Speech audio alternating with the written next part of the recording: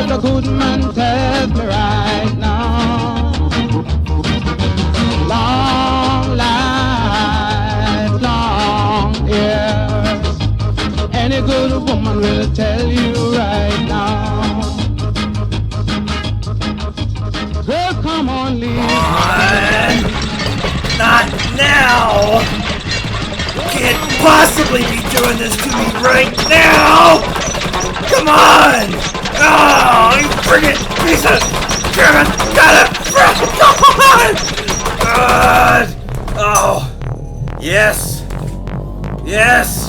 Come on! There we go! Steady! Steady! Come on! Come on! Yes! Yes! Yes! Woohoo! We're cooking with gas now! Hello there!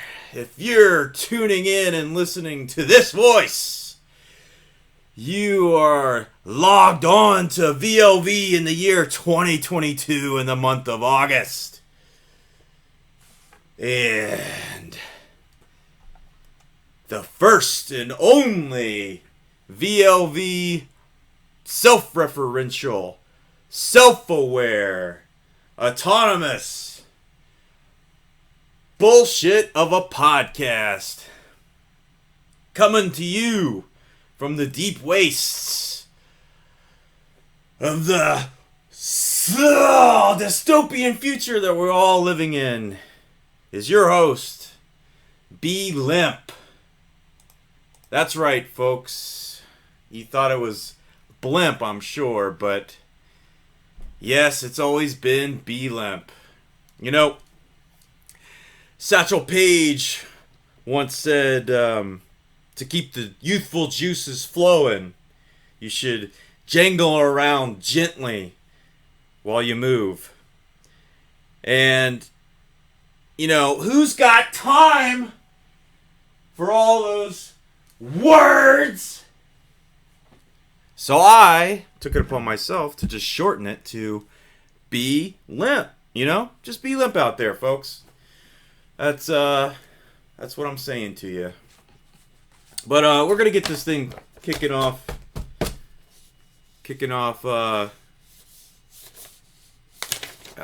gotta get.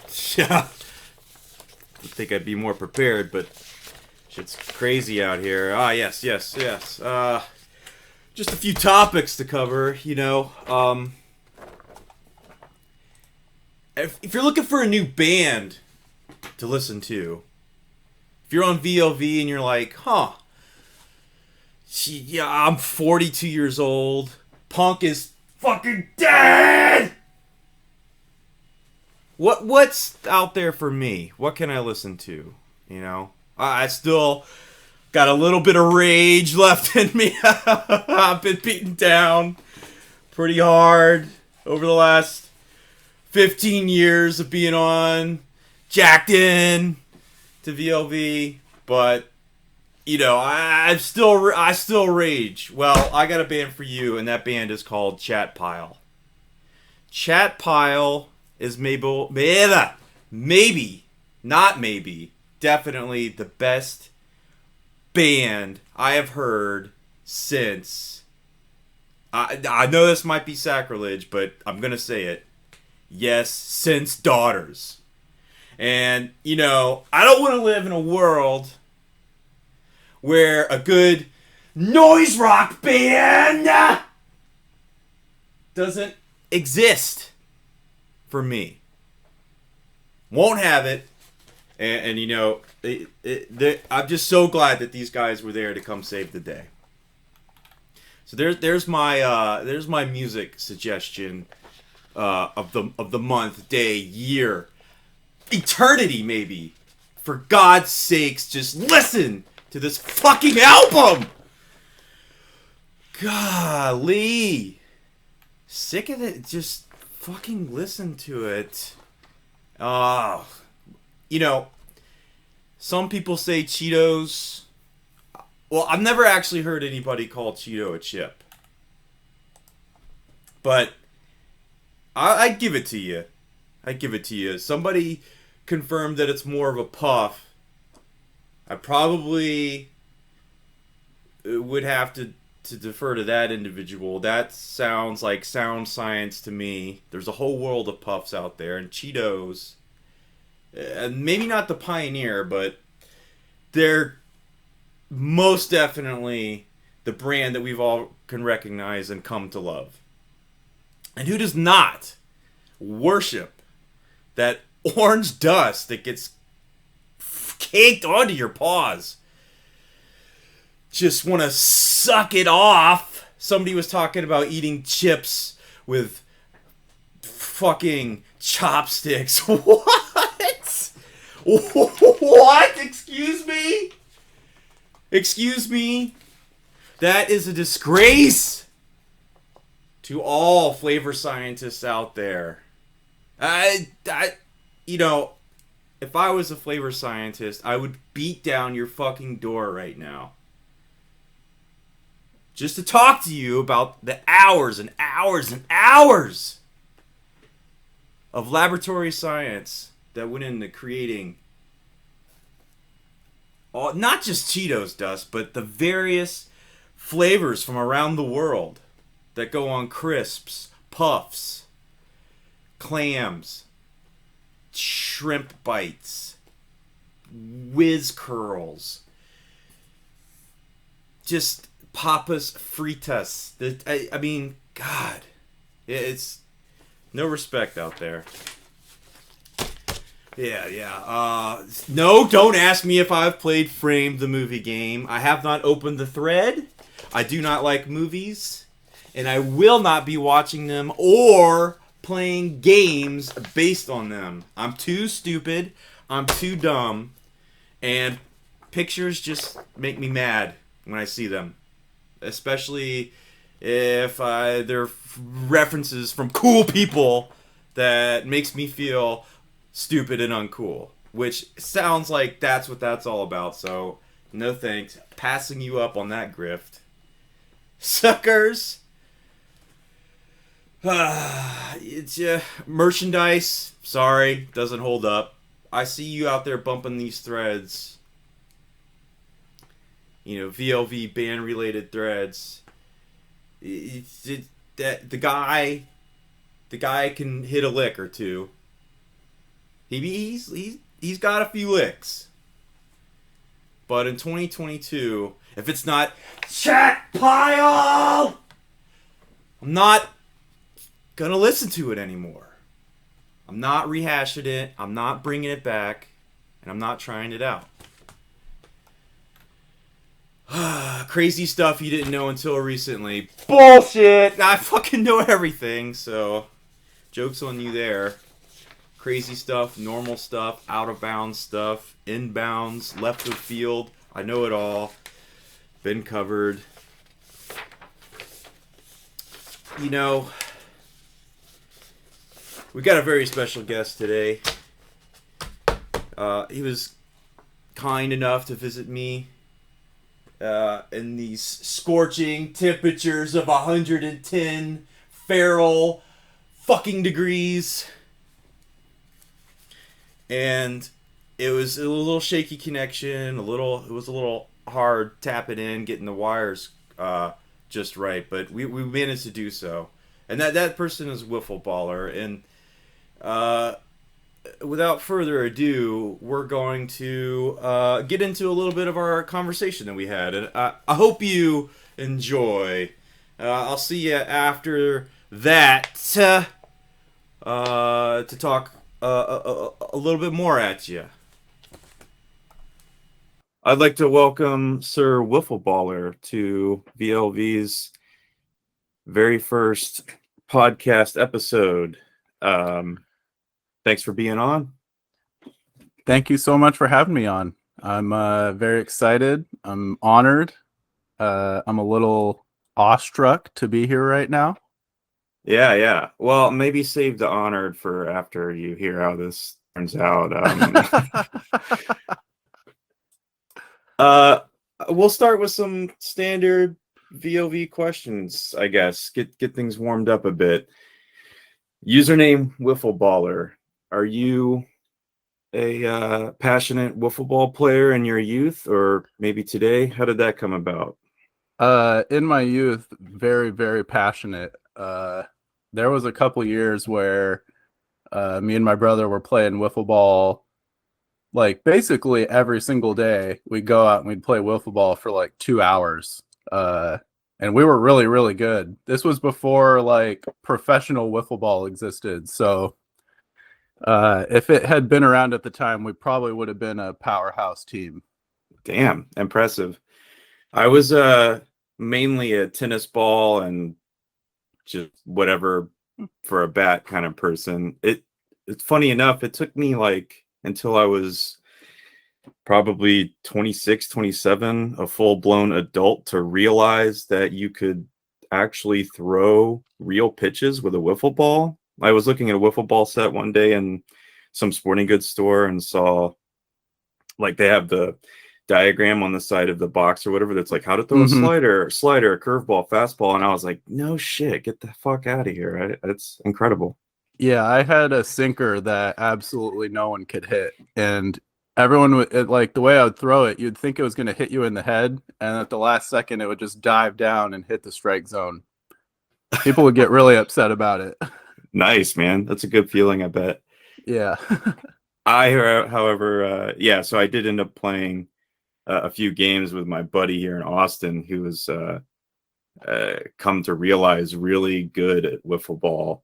And yeah, so I tried to take the advice of those diagrams, and I was throwing sliders and all kinds of junk, and he was just mashing. We were playing in his backyard, and he was just mashing every pitch. And I was like, dude, how the fuck are you doing this? Cool. So when did you this current incantation of the board, I was looking at some user profiles and it seemingly starts in 2007, but I know it did exist before then. You have a registration date of 2007. Is that when you joined, or did you join before with a different username? No, so there was at least 2 board wipes that I was there for and like rejoined after. And I think I was using the same name the whole time. That was like my standard username for that time period. So it's actually like the last website that is still whiffleballer. But yeah, I think I joined around like 2004. Interesting. If you don't mind, do you care to share how old you were in 2004? I would have been 15 years old. Cool. Yeah. I would have been 19, I believe, in 2004. I can't even, it's hard to do math, and I forget how old I am all the time. Where did you hear about VLV? Were you in a band? Were you just in the punk in general? I kind of I was never part of Skylab Commerce, so I'm a little bit hazy on like the transition there, and like if VLV in the very, very early days was merch oriented or something like that. But yeah, what's your so I was really really into NoFX, and okay. I was a part of a NoFX forum, and I collected NoFX records, and there was a guy on there who belonged to Viva La Vinyl.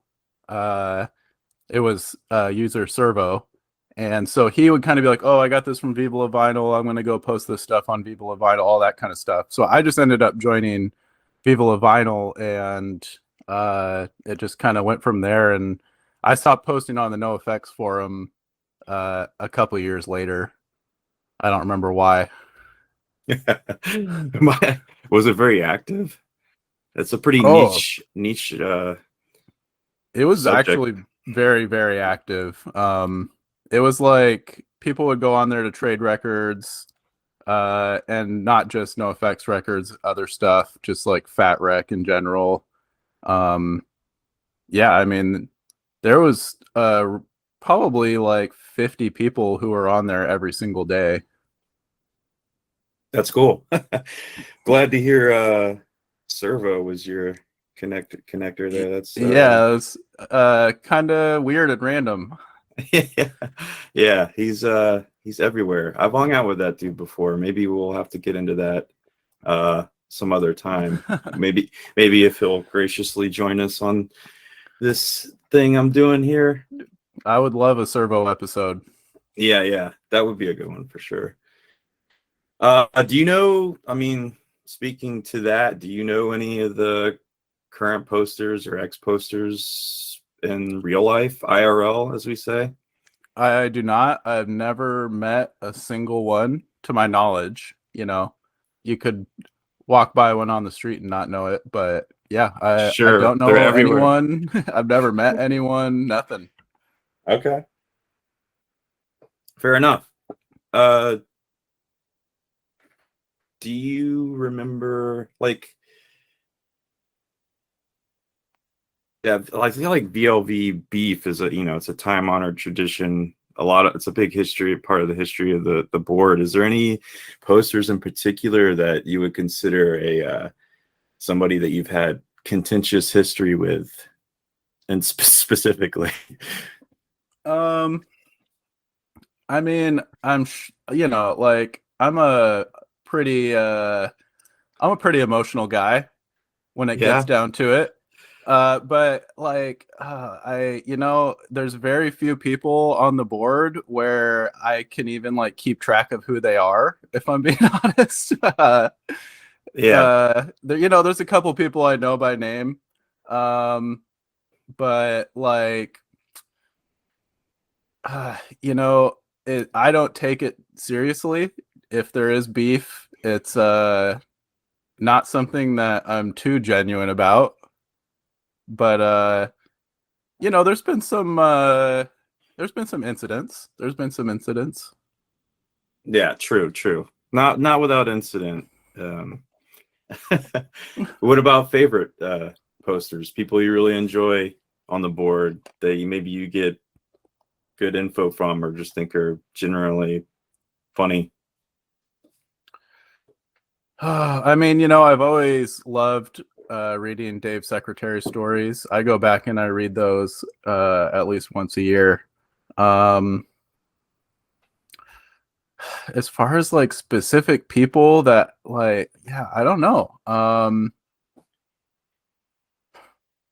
There's a core group of people who always come into the Unabomber threads. And I always appreciate anyone interacting with that in there. Even if it's seeming like it's a contentious thing, I appreciate that people are engaging with it at all. So I think all those guys know who they are. Right on. Our society tends to regard as a sickness any mode of thought or behavior that is inconvenient for the system. And this is plausible because when an individual doesn't fit into the system, it causes pain to the individual as well as problems for the system. Thus, the manipulation of an individual to adjust him to the system is seen as a cure for a sickness, and therefore as good. What about, so I mean, you go way back. It's tough for me to my memory is getting a little hazy. I'm 37 now, but what about some, like, your earliest memory of VLV, or maybe some of the old, like, lore? Like, is there things that you see posted now? Sometimes, like, the board will get in this rehash kind of session, and everybody's bringing up old things or like weird beefs or like weird quote unquote legendary threads. Do you have any favorite lore, VLV lore? I had a very I was not a really prolific user back in the day. Like I basically was on there to trade records, and like I was also significantly younger than everyone else. So like 2004 to 2007, I mean, I was in high school and I was still living at home. I was like going to shows and stuff, but I lived out in a rural area, so it was like I would have to drive at least an hour to even go to a show. And so like coming onto Vila Vinyl and seeing all these people, some of whom were significantly older than me, like I had absolutely no idea how to interact with anyone. I don't even want to know what kind of stuff I was posting if I was posting outside of trading records. Yeah, true. I'm trying to think about if there was anything. I mean, it's just those Dave Secretary stories really stick out to me from that time period with like the doppelganger running around and stuff. But yeah, I was not involved in any of the drama or anything like that. I didn't pay attention to that.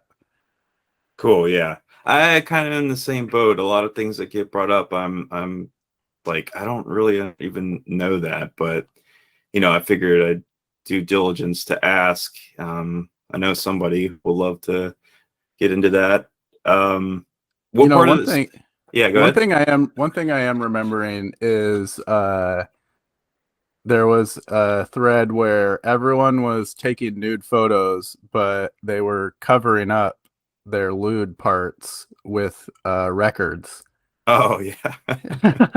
I thought that was a really funny thread. I participated too. Oh no. Do you have the photo somewhere?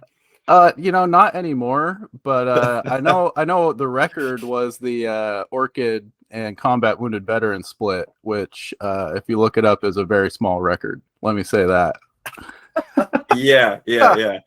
I had that one. I think I bought that off of eBay or something when I first started. It was like I was young. I was like probably 15 or 16, and it was after my time. It had already been, Oh yeah. OOP.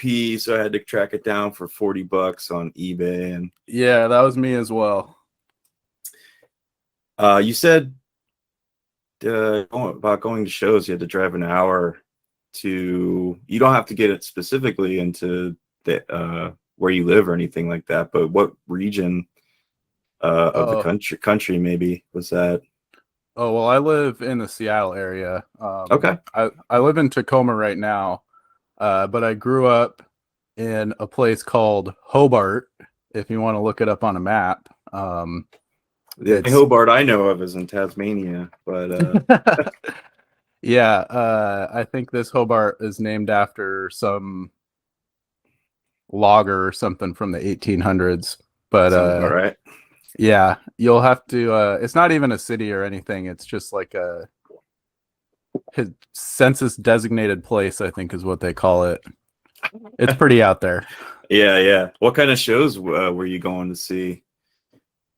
So the first show I ever went to, and keep in mind I was a really big NoFX guy, was Me First in the Gimme Gimmies at El Corazon in Seattle. I think that the opening band was Chicks Dig It, but who else did I end up going to see? My first like hardcore show I went to was From Ashes Rise, Paint It Black, and Coliseum all went on tour together, and that was, oh man, that was such a good show. And the opening band was The Helm. They were a local Tacoma band. I mean, that was just a killer lineup. Cool. I went to quite a few shows though. Yeah, I mean, Seattle's a pretty big place, so even though you were an hour out, that's pretty. Feel like you had opportunity, at least as your closest city, for a lot of shows. Yeah, bands were coming through Seattle still at the time. Maybe they still do. I don't know. I don't have time to even pay attention to that kind of stuff anymore. Fair enough. Paint It Black, I think played, or not I think, but again, memory's hazy. And I didn't really know even too much about the band, but I was pretty young at the time, probably 18, and I think it was the Fest in Florida, and that band played out of the back of like a U-Haul truck. Oh, cool. Just in a parking lot, and it was pretty crazy. I just remember being kind of like, that was one of my first awestruck show going experiences where I was like, man, shit is wild out here, you know? Fucking, they're playing out of a truck. Never really seen anything like that. They're Yeah, like, it was really cool. they're pretty tough, right? If I remember right, they're pretty like aggro band. Yeah, I got into them because I was really big into like Kid Dynamite and None More Black. So getting to see Paint It Black was pretty cool. And me and my friends were like 16, and we were the only kids at the show. And it was pretty cool because the singer guy from Paint It Black came and talked to us after the show. So I was like, when you're 16, I was a little starstruck, having the guy from Kid Dynamite and Lifetime coming and talking to us personally. Oh yeah. Did you were you a big pitter? Did you get some battle wounds? I was like such a skinny guy. I mean, I'm like 5'10", and at the time I was like 130 pounds because I was running cross country, and I would have just absolutely gotten destroyed. But we always did some crowd surfing if the crowd was big enough. Right on. Yeah, there was in Florida, where I'm from, the Northwest Panhandle, similar situation to you, although my rural, like my closest city was Pensacola, not nearly as big as Seattle, and we had a bunch of Christian metalcore was big in that area. So a lot of spin kicks and whatnot. And, yeah, definitely. Yeah, got my fair share of kicks to the face and arm, like just all kinds of bruises and shit. Yeah, the like MySpace kid scene was really big here. So like a lot of the shows I was going to were not even bands that I liked, but bands that my friend liked. That were like, I mean, very corny music. I'm trying to think, what's that band that's from here in Seattle that was really popular? I have no idea. I can't remember. When you say MySpace, do you mean like, I feel like there's different factions. There's, when I think of MySpace, that era, I think of like all those tech metalcore bands like Sawtooth Grin and the Number 12 Looks Like You. Are you familiar with any of these? Yeah, the Number 12 Looks Like You. I definitely saw them. The Fall of Troy is the band I'm thinking of. Okay. Word. Yeah. Yeah. They played shows here all the time, and my friends that were into that always wanted to go. So like, yeah, I saw like the Number 12 Looks Like You and the Fall of Troy and Heavy Heavy Low Low like a million times, and it's terrible. Lots of spin kicks at those shows too. Yeah, for sure. The Judas Cradle was one that was that played a lot in Pensacola because I think they're from Mobile. Okay. And it's just funny because when you're a kid and you go into the coffee shop and like it's the only place for shows, that it's funny what you latch onto. I just remember people being like really hyped onto that band, just because it's a band that plays often. Yeah. You get a little bit older and you're like, Jesus Christ, this is so bad. Yeah. They actually played Furnace Fest recently. I was surprised to see that. I was like, cannot believe they're still around. Okay.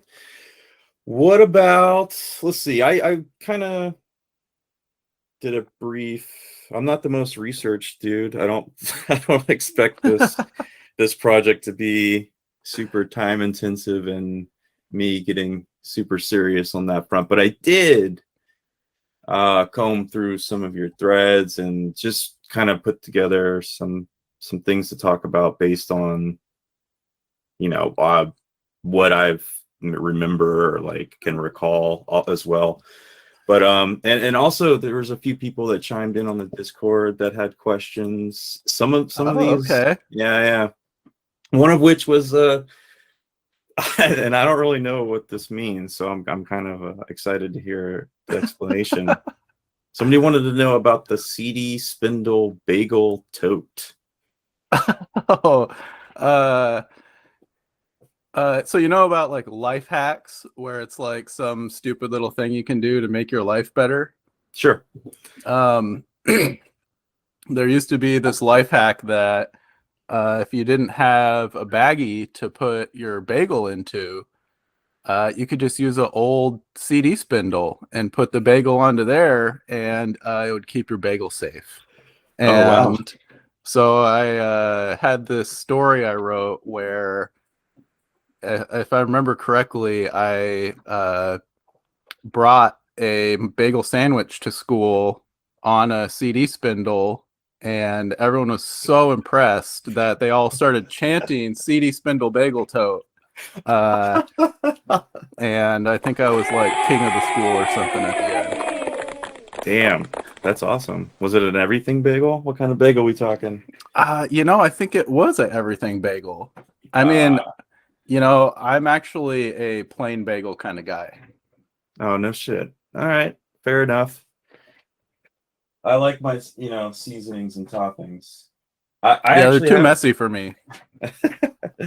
I'm looking at a CD spindle myself. I'm kind of an archaic dude that still burns CDs, but I might have to give this bagel toad a run here out in public and see if I can get a following, a chant going. I mean, you'd be the hero of The Office. Trust me.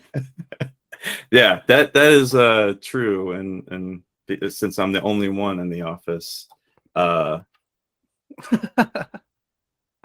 there's a thread that some people talk about that you created, and if you remember, it was about about buying a soda machine, and you only were drinking Mountain Dew out of it.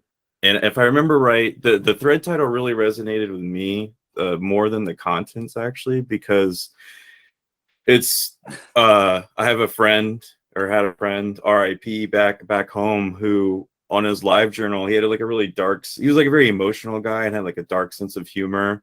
Yeah. And one day, like, one of his live journal entries was simply titled, "Welp, that's it. I'm going straight to hell."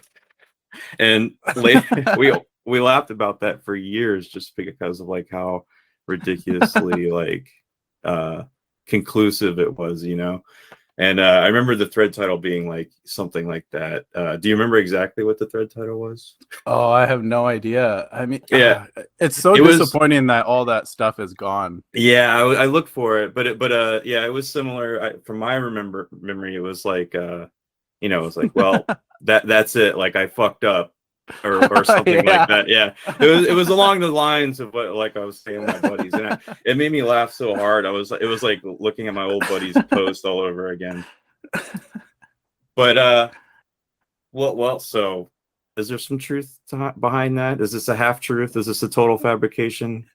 I mean, there's kind of, so part of it was true, and it was kind of based on two different things that happened when I was going to college. Me and my buddy were in the dorms together, and when we were living together, Mountain Dew released this like mystery flavor, gamer flavor, and we bought a case, and it was so good. We were like, this is like the best soda of all time. And like the next time we went to the store, we're like, oh, let's each get a case so that we don't have to keep coming back to the store. And it was like, it happened again. And then it was just like, got to this point where we kind of were like, wow, we're drinking like 3 or 4 of these a day. This is getting a little out of control. And like, and then we're like, you know what? You know how college kids do that thing where after they like drink a bottle of alcohol, they like keep the bottle and put it on display? Oh yeah. We thought that was really stupid, so what we did was we started doing that with the cans of Mountain Dew. But it got to the point where like we were running out of space because we were drinking so much of this Mountain Dew, and we were like, I mean, I'm sure the amount of caffeine we were drinking was absolute insanity. But eventually they like phased it out. You know, it was like a temporary promotional thing. Mhm. And so after like 3 months, we stopped being able to find it at the stores, and we were having to like drive around to all these weird stores. And it was like a tiny little podunk college town, so there was only like 5 stores you could go to. And then like we finally found one last case, and we hadn't had any for like 2 weeks at this point. And we're like, oh, this is so, yeah, we found it. This is awesome. And we like each cracked one open and took a sip, and it was like it had gone bad. It was like the flavor was only able to last in the can for 3 months. And I mean, we were both on the verge of like throwing up because the flavor was unbearable. And at that point, we figured out what the mystery flavor was, and it was cherry. And they just tasted like cherry cough syrup. And it was like, it was like I haven't been able to touch anything cherry since. So like I think in the original thread, there was a whole thing about me and my roommate getting addicted to Mountain Dew. And then I Okay. think it was that like we kind of acted like we quit drinking it. And like he actually quit, and then I was like secretly drinking the Mountain Dew. Like, you know, like the secret drinking. And Yeah. I was years later, I was still so addicted. But the second thing that it was kind of based on was the first apartment I moved into after I moved out of the dorms. There was this neighbor who had some work schedule where he was like 2 weeks on, 2 weeks off. And he would come back from his 2 weeks on, and he would go to the store, and all he would get was like some like instant food, like the instant mac and cheese, and then he would get like 2 36 packs of Mountain Dew. And he would go into his room, and like, you know, it's college, so like you're kind of friends with all your neighbors because everyone else is in college. Everyone in the building was going to the same school. We all partied. And like this guy would never come out of his room. He would sit in there, he would drink his 72 Mountain Dews in secret. And then like in the middle of the night, he'd go out and dump it in the recycling bin. So you get up in the morning and the recycling would be completely full of cans of Mountain Dew, and then he would be gone for his 2 weeks on. And we just called him Mountain Dew Boy because we didn't even know his name. He never talked to anyone. So those were kind of the two stories that got warped into that. And I think in the original thread, I was so addicted that I installed the soda fountain, and I had it like ice chilled with a freezer. And I don't remember. Yeah, I do remember the title being something like, "Oh, I fucked up now," and I don't. I don't remember what the conclusion was, but yeah. I think that was kind of the gist of it. It'll just live in our memories forever. Well, I'm glad that that's partly inspired by a true story. That's good. That's clears some things up for me. I guess back to Mountain Dew Boy. I guess you don't really need to talk to anybody or need any friends when you have 72 sweet Mountain Dew cold ones to keep you company. Yeah, I think that what we concluded is that he was like addicted to World of Warcraft or something, and like just wanted to be left alone. Which, you know, now I totally get it because I just want to be left alone. Yeah, true. But you know, when you're in a college town and it's all about partying and stuff, it's hard to understand that kind of thing. Some people reach that peak sooner than later, I guess. Yeah. Gotta grind the Counter-Strike matches in between the World of Warcraft leveling. Yeah.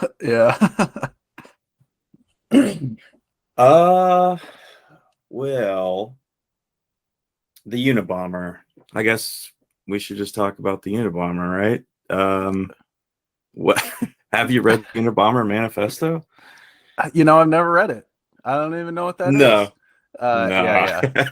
I've read it. I've read it a lot. Cool. Okay, as somebody, I mean, I see this on the board all the time, obviously, and it's honestly one of my favorite running jokes at the moment. because it's just so funny to me to make light of somebody such a serious figure, you know. But I truthfully don't know much about the Unabomber manifesto. From my take, it's I haven't read it, so apologies, but perhaps I will. I forgive you. My friend TIE Fighter on the board has read at least part of it. So Yeah, I think he's actually read the whole thing, you know, and actually read it in good faith, which I think is not very common. Yeah, probably not. So shout out for that. Yeah. He does send me excerpts every once in a while that are like, you know, kind of like, you know, there's some truth in what this person's saying. Yeah. And so I don't really know, but I have terrible ADD and I don't really absorb information as good as some folks. So it's still what I know. The extent of my knowledge is still like really that he was just a radical environmental, you know, manifesto against the industrialized world. But is there anything that you want to say, like, if somebody is a complete outsider, is there something that you would like me and others to know, like what the crux of this manifesto, the importance of it? Yeah, I mean, really what he's done is he's identified a flaw in our society. And what he's really saying is if we don't correct this flaw in some way, then what's going to happen is we are either going to basically reduce humans to just being mere objects. And like a dramatic way of putting it would be like, oh, basically we're slaves to technology.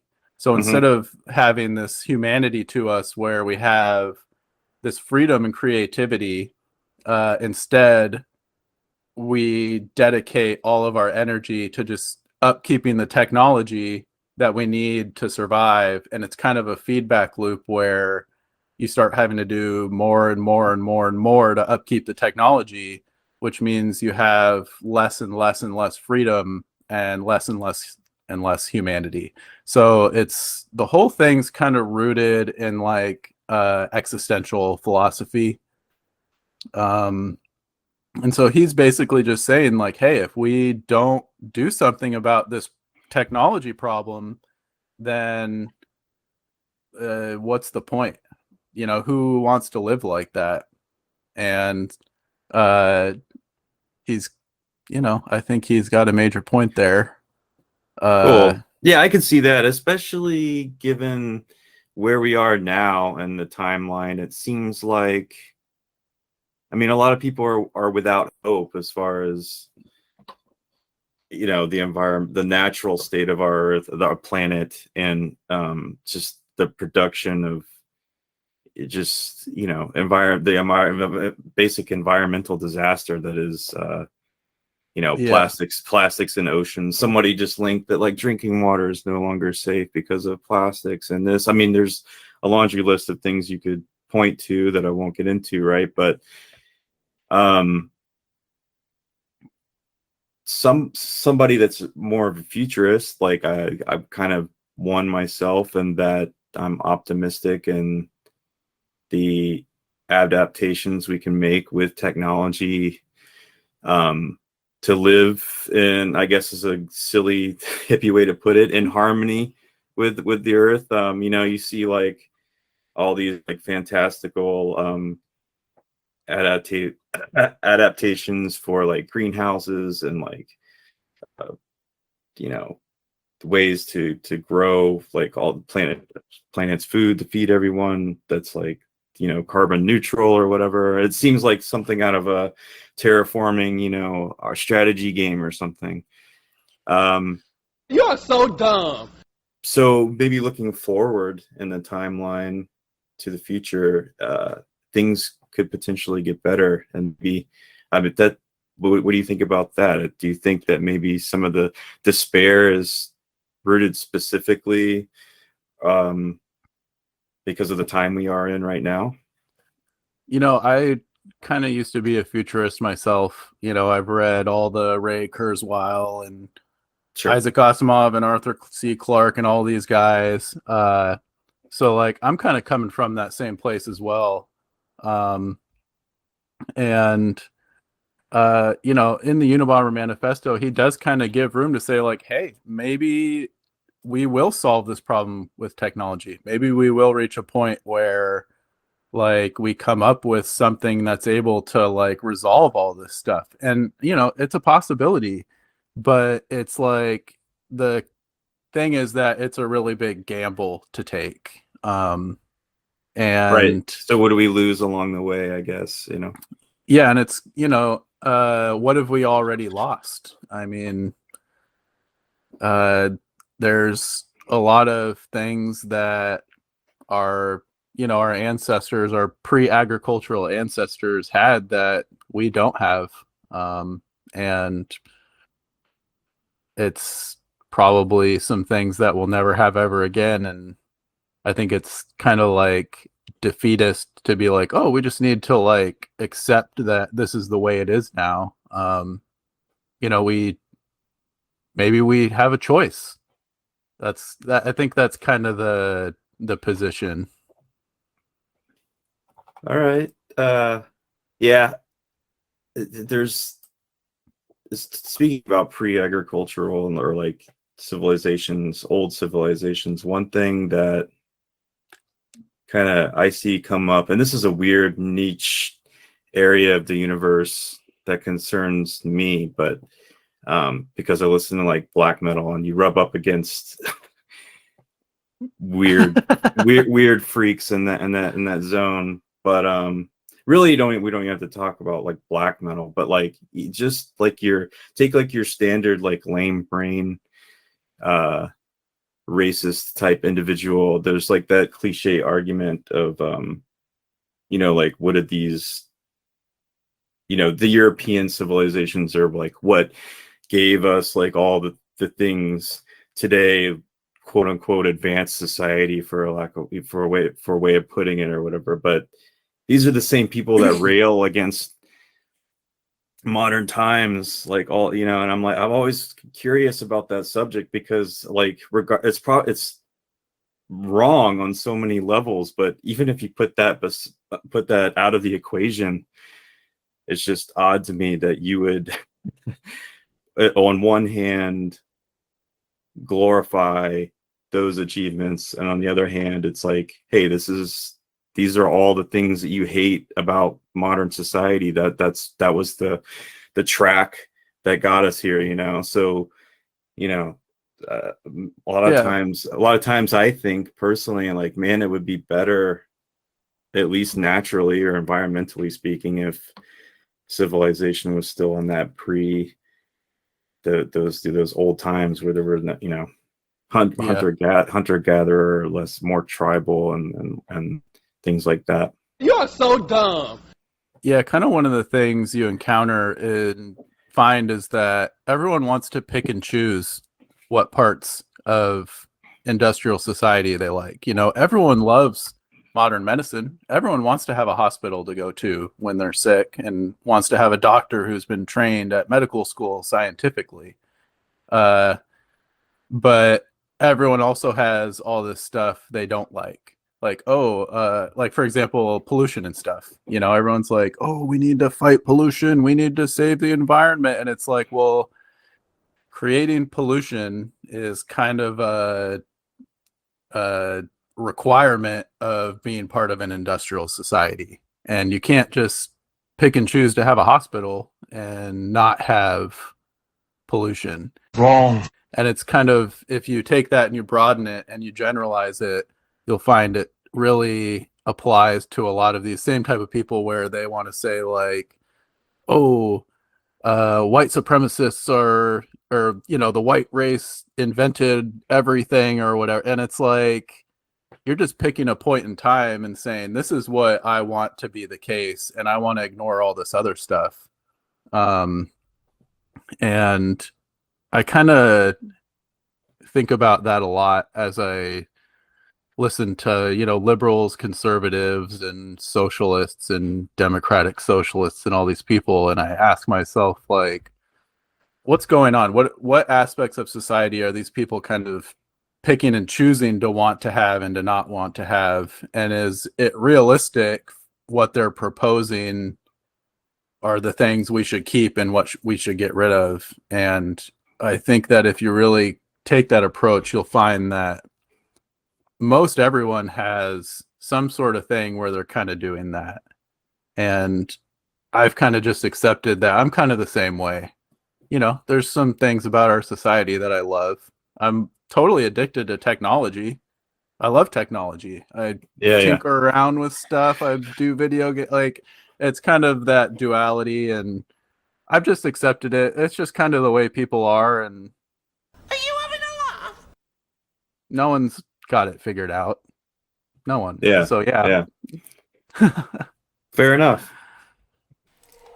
Technological progress marches in only one direction. It can never be reversed.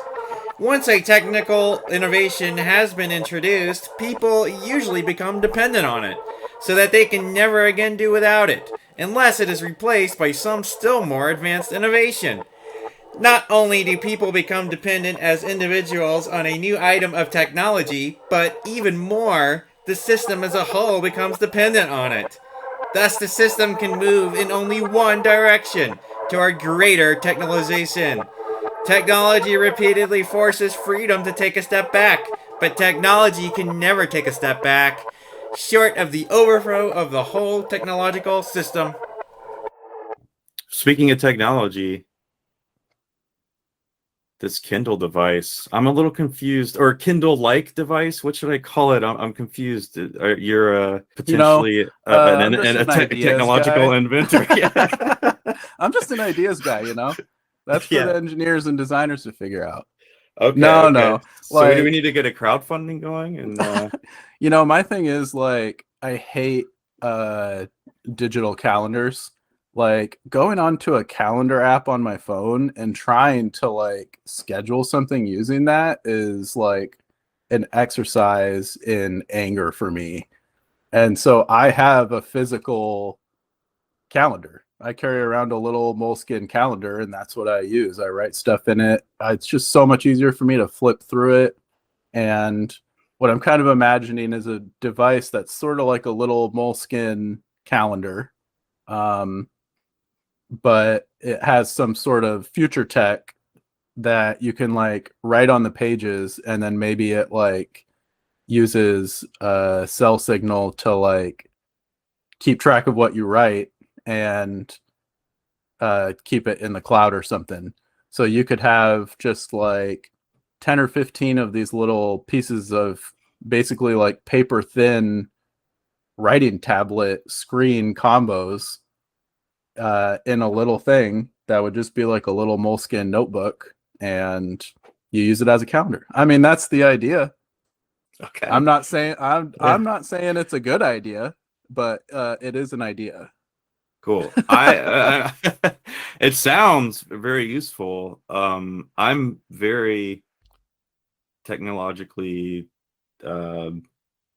inept, really. It's funny, like the curve, like my curve, I was like I was one of the first kids in my school to get on the internet, and Oh wow. It was in 3rd and 4th grade, and we had like separate class where like we were the only kids that had computers and shit, and you had to like have like certain test scores to be a part of this class or whatever. And I remember talking to like the computer as a 4th grader, like some 9-year-old kid, 10-year-old kid, talking to the technology teacher in the elementary school, like after school, like we were just talking about like what we looked at Netscape during the day or like shit like that. Some like 50-year-old man. But I feel like that was my peak though, like I used IRC and like I was able to like download shit that nobody knew how to download and yeah, all this. But I look back and I'm like, man, that's like 20, 25 years ago. and I really haven't learned anything. Now I'm the guy where like TIE Fighter, my buddy, he's like he works in tech, has like an office style job. He's always like, why do you have, like, I wasn't using an external keyboard or something for my laptop, and like I didn't have like a second monitor, and like I just didn't have like all this basic shit. And he's like, dude, you're like living in the fucking dark ages. And yeah, I just don't, so I don't really know shit about technology. So my point of having said all that is I don't know if this device you're speaking of already exists, or some people claim that it's another thing. But I personally wouldn't know that. They were it seemed like the people in the thread were imagining it like a Palm Pilot, just like a little thing that's just one screen that you do stuff on. Yeah. You know, I'm really bad at explaining things and you know, vocalizing and writing out my thoughts into a way that makes sense to other people. So I actually was enjoying watching everyone else try to make sense of what I wrote. Yeah. No shit. The Pokemon game consoles, the hustle that you're involved in, this is all truth here. Like you're really on that grind. You making some coin. Oh yeah, I mean, I'm still kind of building things up. You know, I started from nothing. I mean, I started doing this during the pandemic, and I mean, I had like $5 in my bank account, and I've just been slowly building up, buying and selling stuff, fixing stuff, and I mean, yeah, there's good money in it, especially the Magic cards. I mean, I'm making a killing on Magic cards. It's insanity. Magic seems really popular right now. I was introduced my buddy a few years ago. We were at a wedding, like our bachelor party retreat, fishing trip or whatever. And my buddy, who I played D&D with, was like, "You ever play Magic?" And I was like, "No, not really. I've always heard about it."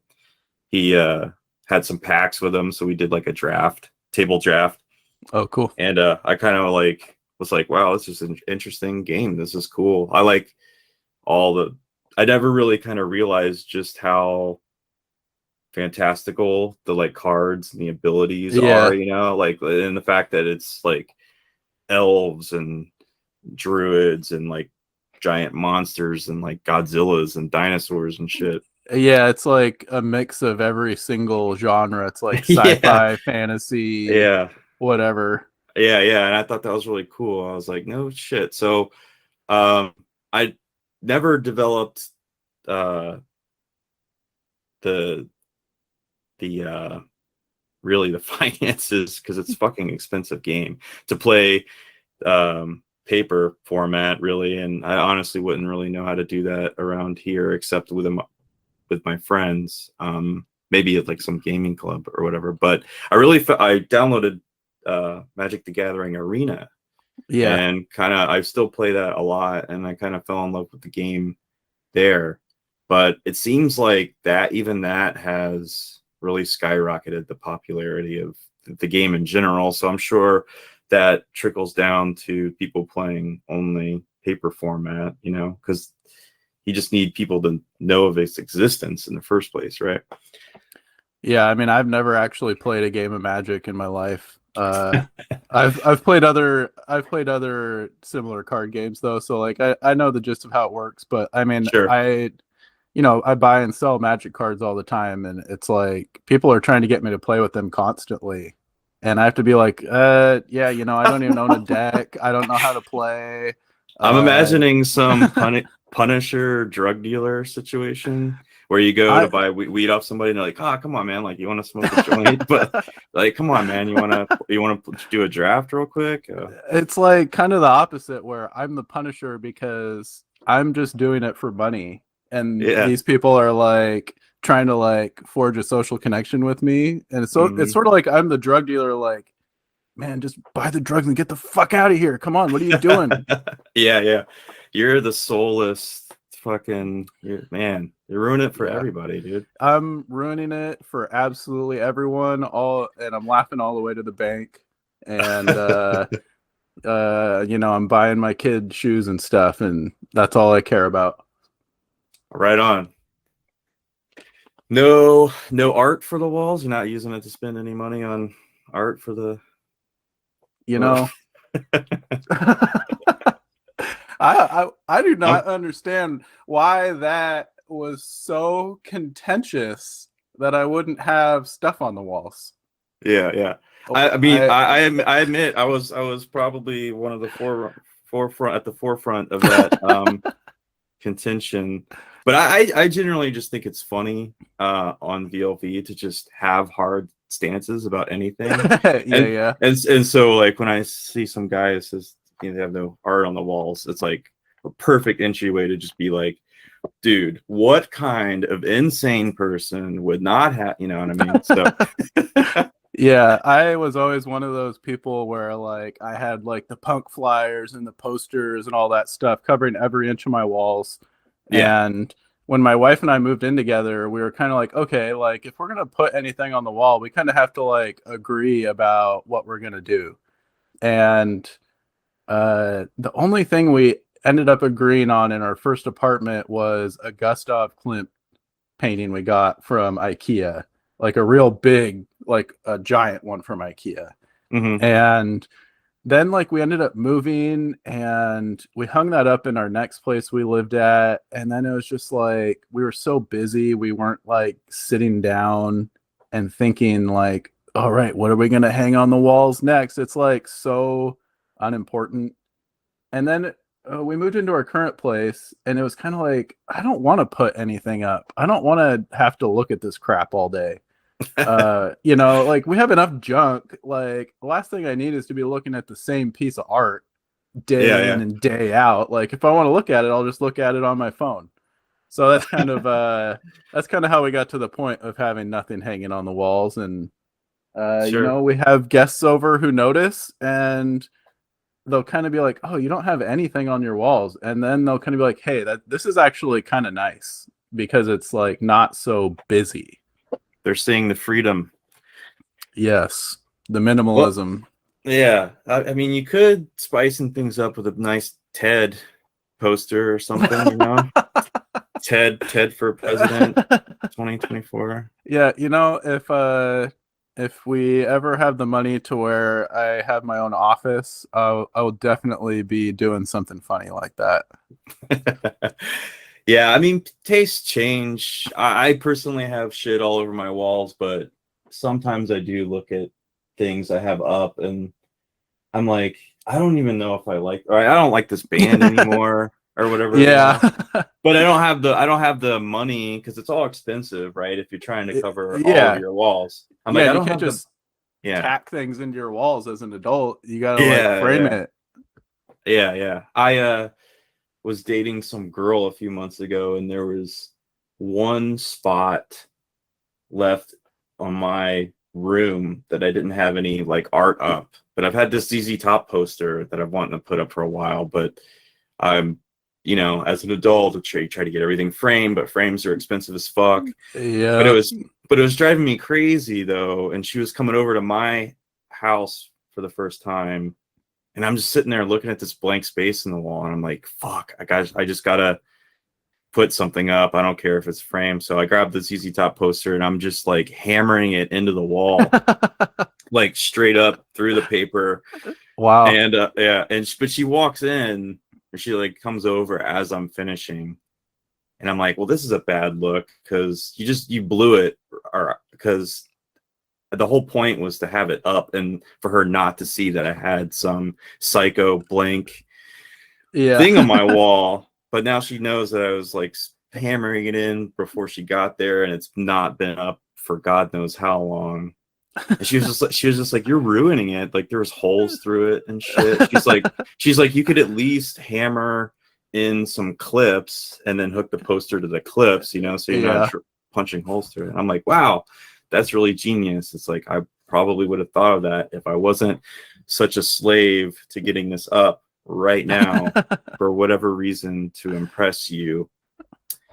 Anyways, so yeah, I mean, I should, I guess I could see the benefit of not having anything on the walls in that particular scenario.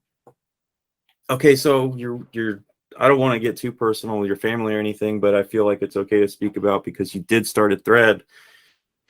You're looking for music for your significant other or partner, wife to listen wife. to. Yeah, wife. Okay, and she was really into orchid. You said she finally caught the orchid bug, and you were looking for other recommendations. Does she still jam orchid, and did she ever find anything else from the screamo realm that tickled her fancy?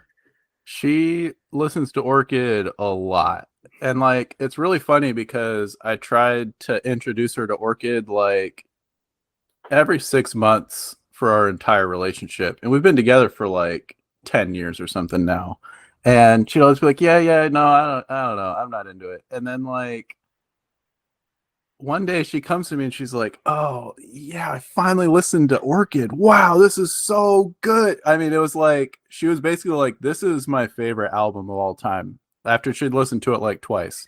And I was like, I've literally shown you this band like 15 times at this point. And she's like, yeah, but I got to listen to it now. It's different. It's different Yeah. when you just listen to it. Yeah, totally. So, yeah. And I'm trying to explain to her that like the parts that she likes about orchid are like that, like power violence influence is like a really big part of what she likes about it. And she doesn't believe me, but I also did get her to listen to His Hero Is Gone, and she's really, really into His Hero Is Gone now too. So, cool. Yeah. That was one of my old roommates' favorite bands. They rip. Good deal. Does she listen to Malady? I'm always pushing Malady on people from that era of music because I feel like it's really catchy and it's kind of power violence screamo adjacent, I guess you'd say. Or I've never heard of it. Yeah, I've never heard of Malady. I'll tell her. Yeah. Check that one out. We were recently talking about it on the board in the City of Caterpillar thread. I don't know if you remember that band. Oh yeah. Yeah. Yeah, she has very, very picky taste about things. So it's like maybe like 1 in 100 things I'll show her, she'll be like, yeah, I'm really into this. So yeah, I hope she'll like Malady. Is she offering you suggestions? Is she like getting you to listen to like what does she like normally listen to? I mean, she has really broad taste in music. Like she grew up, her dad listened to like Black Flag and like old punk stuff, and like cool dad alert. Yeah, he went to like one of the first Nirvana shows back when they were just like playing Olympia and stuff. So like she listens to a lot of that kind of stuff, but then like she's also really into classical music, and we listen to a lot of like chill. If chill is a genre, we listen to a lot of chill music, and she's really good at going out and finding good stuff. So I mean, at this point, like 90% of the music I listen to is just like stuff that she found that she introduced me to. So okay, cool. Yeah, that was going to be my next question, just about what you're listening to lately, or do you have time? I'm an individual that's on the grind constantly every day. I have like some internal quota to meet, I guess, for like new shit to listen to, because that's just how my brain is wired, and I get those like, it's like an addiction, any addiction really. You get those hits, that stimulus. But sometimes I think it would be nice if I could just like stop forever and then just only consume the things or listen to the things that I have currently or I know about currently, because God knows it's fucking plenty, really. I mean, like personally, I go through phases where like I'll listen to the same things for like months and months and months on end, and then I'll just get this bug where I'm like, okay, I got to find something new, and I'll go out and I'll find like one new album or even just like one new song or one new band. You know, very occasionally a new genre that I like. Like, yeah, but like most of the stuff I listen to is from like late 90s to like 2008. You know, my brain kind of got locked into that era. I Yeah. almost don't listen to any music newer than that. I couldn't name a single like new band. I mean, Well, to if me, you, like Thou is still a new band to me. I'm like, oh, Thou, yeah, they're a oh new yeah, band. yeah, They're good. No, I was going to their shows like 15 years ago. yeah. It's incredible that that band has been around for a while because yeah, I was like delivering pizza in Tallahassee as like a 24-year-old still when that band first came out, and I got like some limited edition cassette discography like thing. Oh It was like wow, one of the yeah. I was jamming it in my car with the Walkman and auxiliary hookup I mean, God, combi- they're so good. combination. Well, if you want to listen to a new band, might I suggest you Chat Pile? There's a thread on VLV, and it's all the rage these days. What's it called? Chat Pile, like chat, like we're doing right now. Okay, like a pile Yeah, of chats. yeah. I actually Okay, haven't looked. It's something meaningful. It's not just a random phrase. I don't know exactly what it means. There's a wiki link for it, I think, that I haven't looked at yet. But yeah, it seems to be a polarizing band. So interesting. I invite you to take a listen and share your thoughts in the thread if you wish. Yeah, I'll definitely listen to it. All right. Now maybe one of the most important questions of the day here. Why Shrek is pissed? Italiano. I don't what is this? Why is Shrek pissed and what is this? Okay, so there's this old Flash animation called Dilbert 2. You know, it's a sequel to the Dilbert movie or cartoon or whatever. And in this Flash animation, Dilbert tweets that out. I mean, Okay. you know, that Is this a corner of like bizarre internet, you know? All right, for yeah. lack of a better term, I Yeah, guess. it's kind of like purposefully bizarre. Hmm. Which, you know, by today's standards, it's almost a little bit contrived. But Yeah. I mean, I think it's a classic. Uh Right on. I yeah. think people just thought I thought you were just like drunk or something. I don't know. I didn't know what that meant. No, I mean it was kind of a meme and I kind of posted I wanted to see does anyone else here know what's going on with No, yeah. this? And I think there was one other guy who did know what it was. Okay. Bit of homework from me. I'll try to find Yeah. that. Is that just Uh easily Googleable? yeah, it's on For those? YouTube. Yeah, okay. Just Dilbert 2. I don't know if this is completely related, and pardon me, meat crimes, if it's totally different genre. But speaking of bizarre internet, our boy meat crimes just got like 200K views on a like short animation like thing that he created, and it's fucking hilarious. But it's like So, super bizarre. I don't know if you've watched it. yeah, so he did the animation itself. He wasn't the guy reacting to it. No, was there a reaction video? Okay, yeah, the one I saw, like, so I use Safari and like YouTube videos never show up correctly. And the Oh, thing I okay. saw was someone reacting to it. But yeah, the animation was Oh no. the animation was sick. I was Yeah, really yeah. into it. It's very cool. Yeah.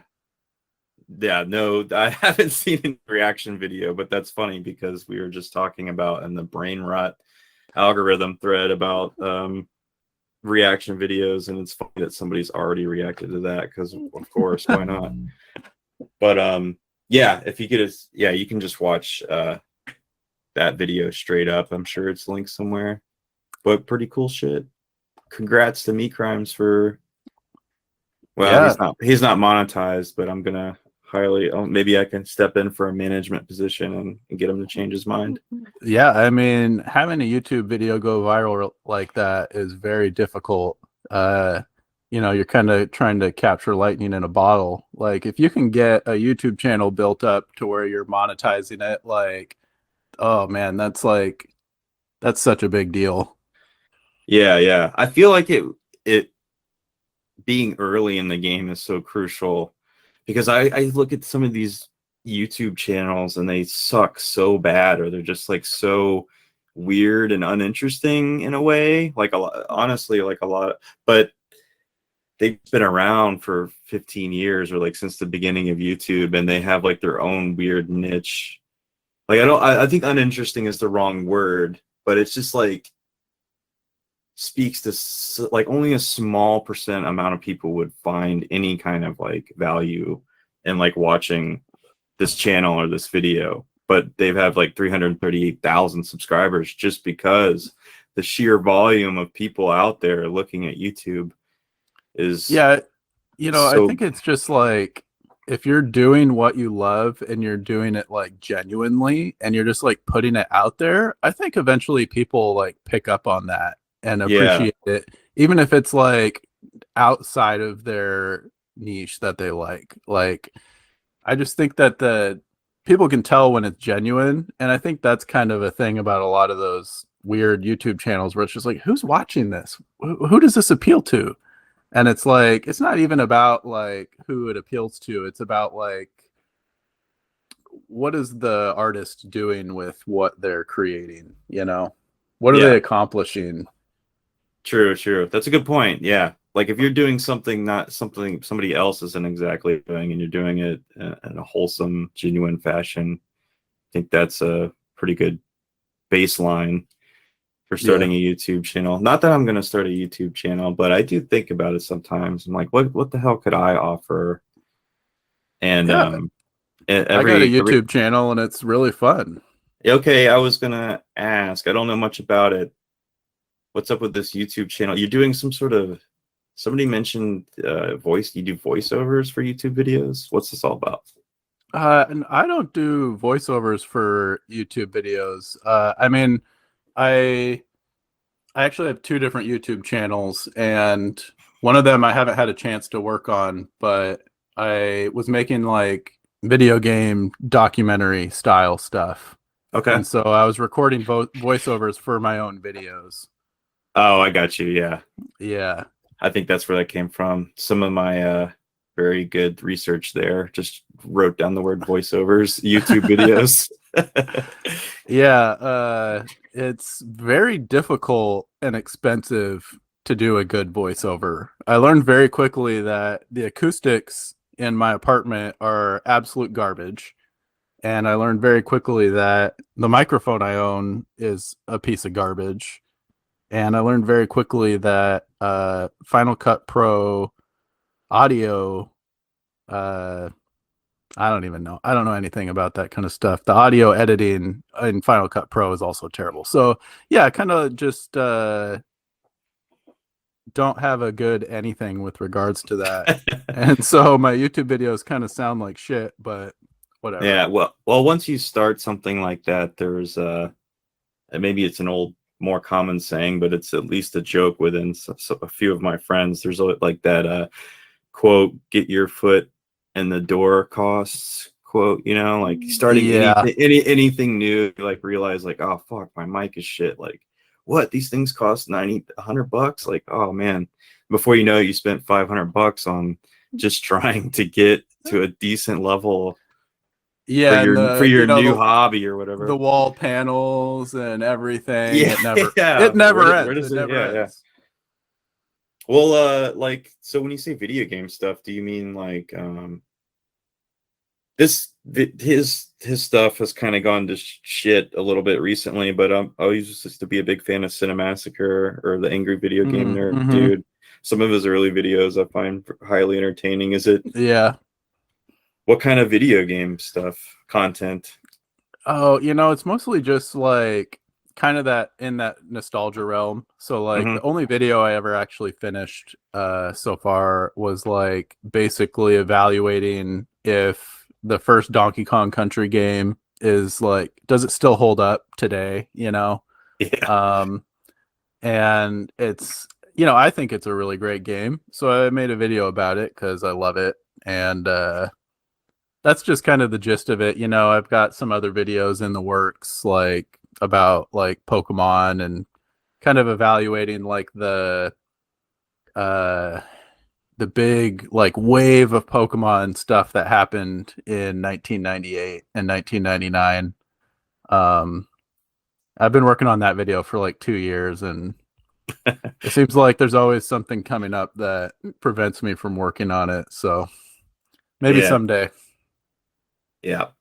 Well, the first Donkey Kong game, meaning, you know, the barrels and Mario Mm-hmm. jumping over. Yeah. I could never get past like the second level, but I just didn't try, you know. Is that a game? Is it even feasible to get to the end of that game? Have you done it?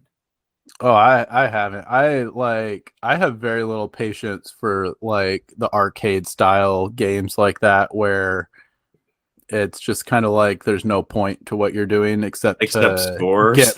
Like get points. It's like that's not fun for me. So yeah, I've never been able to. I've probably never even been to the second level in the original Donkey Kong. But it still holds up for you. Was that the case you were trying to make? No, so the one I was talking about is Donkey Kong Country for the Super Nintendo, which to me is a masterpiece. Yeah, that game holds up for sure. I play that. That's one of those games along with Super Mario World. I play every few years, you know, just get a good run in. You're like amazed how you can remember the secret barrel spots. Oh, I mean, I had the strategy guide growing up, and so like I know all the secrets. I can get through the game so fast, it's insane. Maybe you could start doing speed runs. Breaking into speed run YouTube world. Oh, those people are insane. And I mean, literally, I think all those people have mental health issues. I think if you can sit there and play the original Mario Brothers for like 14 hours a day for 10 years straight, like I think you have something wrong with you. Yeah, in a non-judgmental way. Sure, and I mean it's on things wrong with people. That's a very, you know, inoffensive one. So, but it's perfectly fine if someone wants to do that. I don't care. I play tons of video games, but yeah, I think you have to have. You know what? Well, here's what else. I think you have to be a very special person to be able to dedicate yourself that way. Let me be nice about it and phrase it like that. Absolutely. Have you seen the somebody recently within the last couple years finally did a Ninja Gaiden run with no damage taken? Oh my god. And but here's this you should just type that in and see if you can find this video, or I'll find the link and send it to you later. But it's really more insane than it sounds, because the entire gaming, like psycho gaming community that fixates itself on completing things like this they all thought that the game was programmed to where you have to take one hit on the very final boss. Like there's this monster boss, and like part of his body detaches and it like hits you, and it's unavoidable. So there's all these YouTube videos like Ninja Gaiden, like perfect free run, except for the one hit that you're coded to take. Somebody actually figured out that that's not true, and it involves some really insane like statistical like research on like how fast you have to click. Oh my god! You have to click the sword button. Like it's really insane.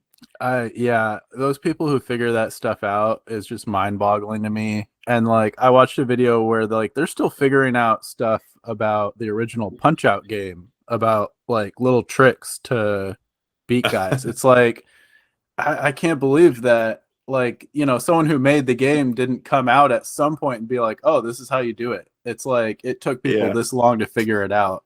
Yeah, and I don't even think the programmers know these things, you know, the Ninja Gaiden thing. It's like that probably Yeah, wasn't even on their mind at just like all. a, It's just a like, oversight or something, yeah, yeah, maybe.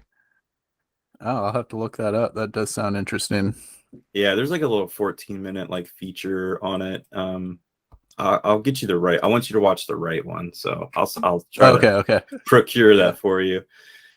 When was the last time you saw Kark, man?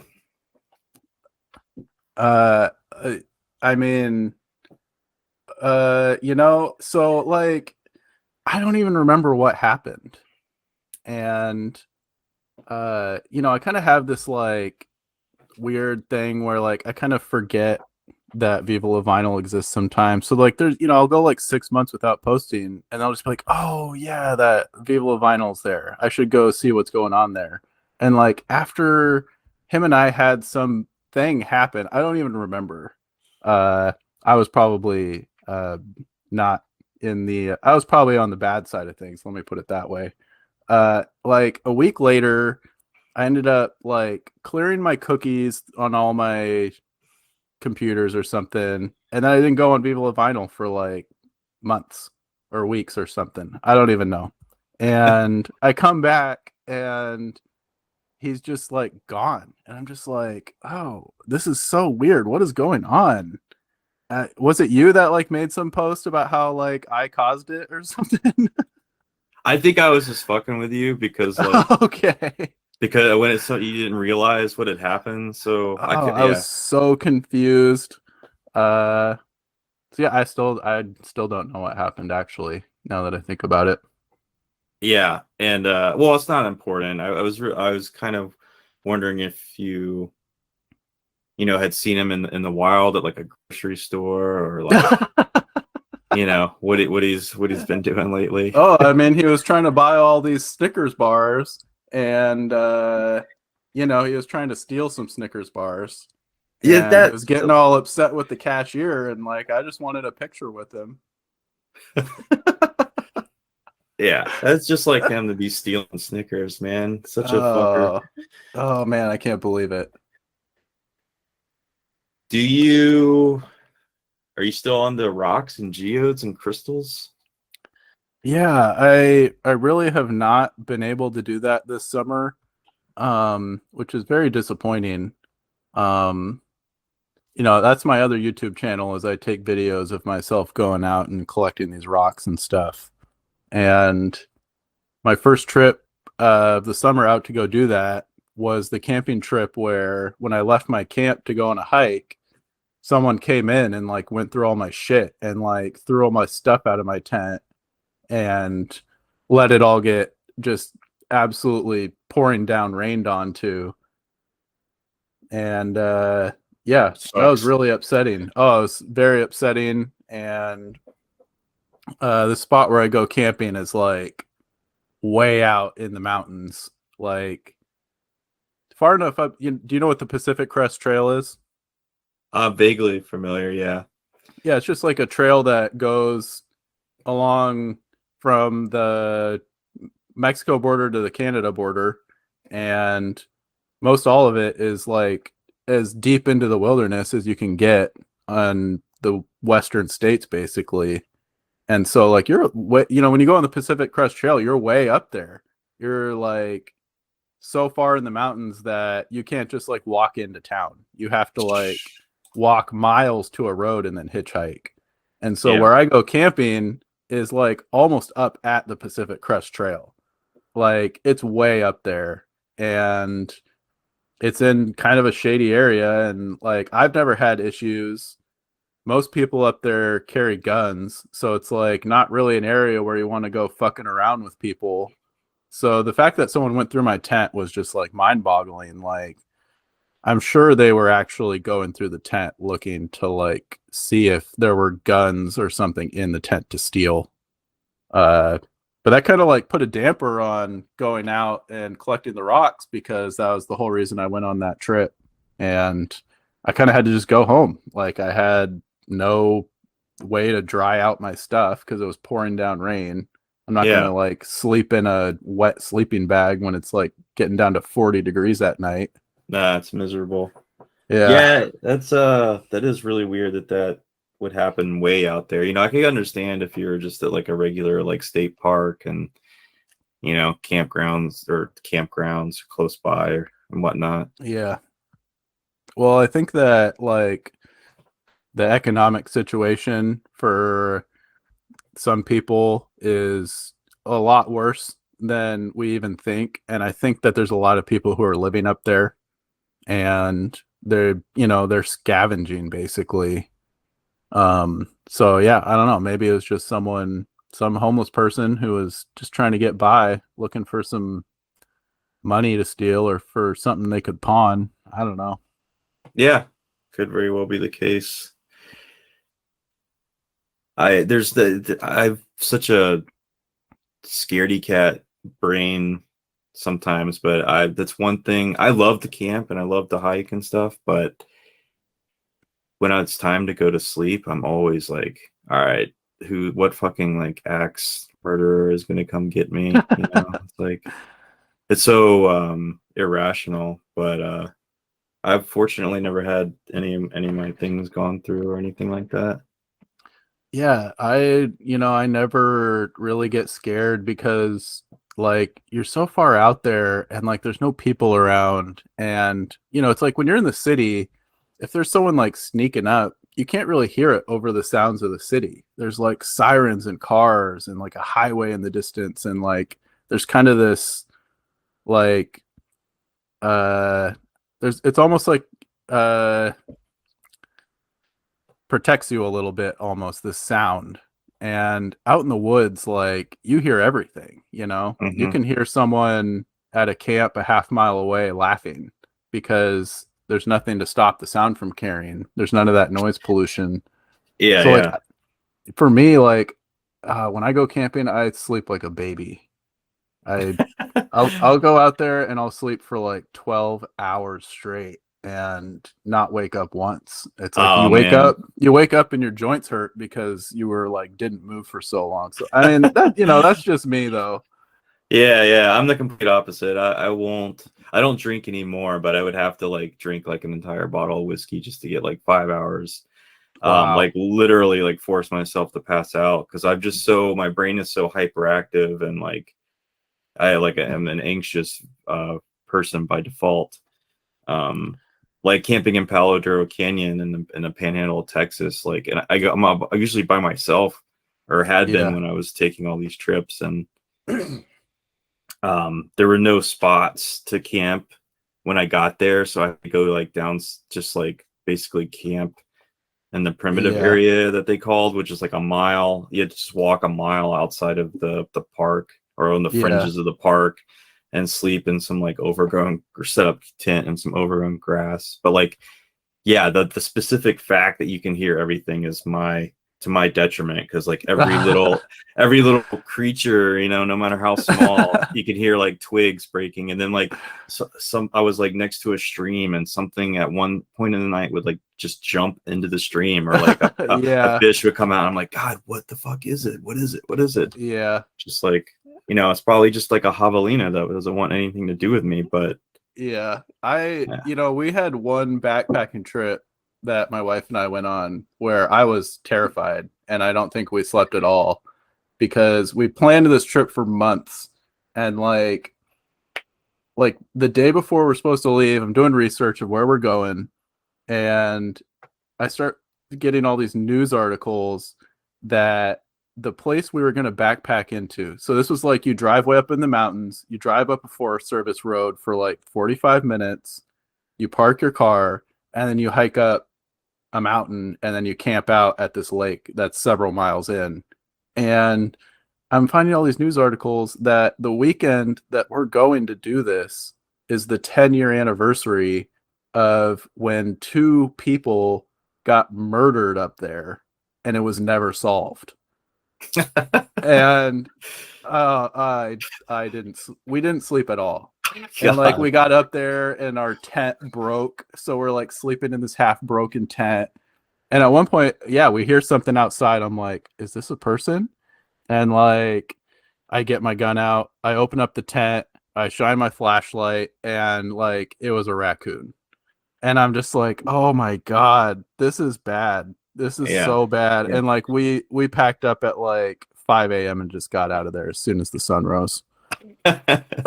So I do understand where you're coming from. Yeah, that sounds about as good of a sea horror script as I've ever heard, you know? Like, yeah, it's a raccoon, the first jump scare, but it's the person coming back for the anniversary on the next one. Oh God.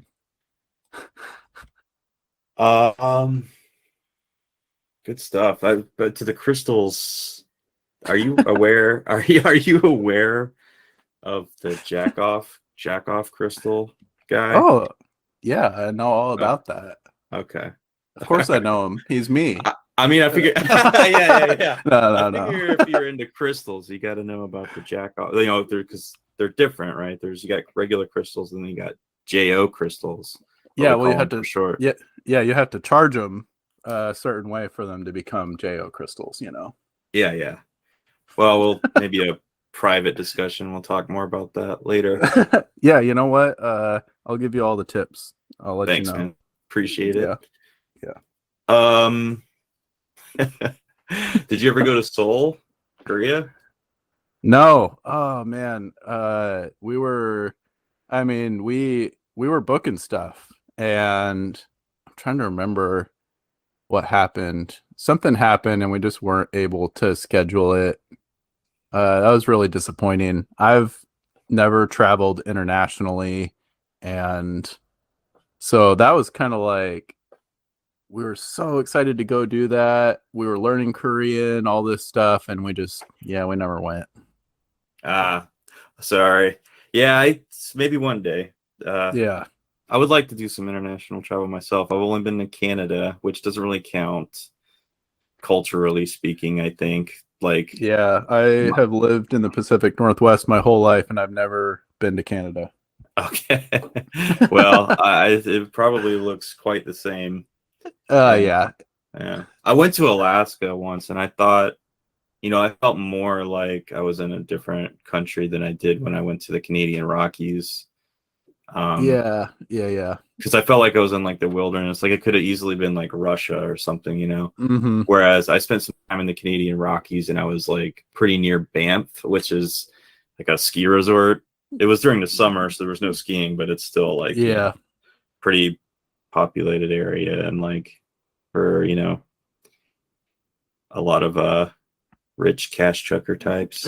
Yeah. But yeah, I need to go to like Seoul or some. I wish somebody could just kidnap me and drop me off in a like Thailand or Hong Kong or something, because I need to go. Like I feel like my dumb ass needs to like go to somewhere really different, just to get the perspective and stop fucking around with only the US and Canada. Although, to be fair to myself a little bit, we live in such a giant country, and there's so many. Oh yeah. Especially if you're in the natural world, there's just, you could spend 2 lifetimes, doing all the hiking you want in America or whatever. Yeah, I mean, like the amount of hiking just in Western Washington is like mind-boggling. Yeah. It's like I feel like sometimes I've done every hike, and then I look it up and it's like, no, I've done like 1% of the hikes. Yeah man. Well, I'm glad to hear that that crash didn't fuck you up too bad. Or I guess it's not a crash, it was an airbag deployment, faulty deployment that Oh, it's terrifying. I hope that never happens to anyone else. Like, I thought that I was like, the things that went through my head were like, I got ran over by a semi truck and I'm about to die, and I am the victim of like a terrorist attack and I'm about to die. And then my senses kind of came back, and it was like, nope, I'm just driving on the highway and I'm still driving, which was weird. Yeah. How fast were you going?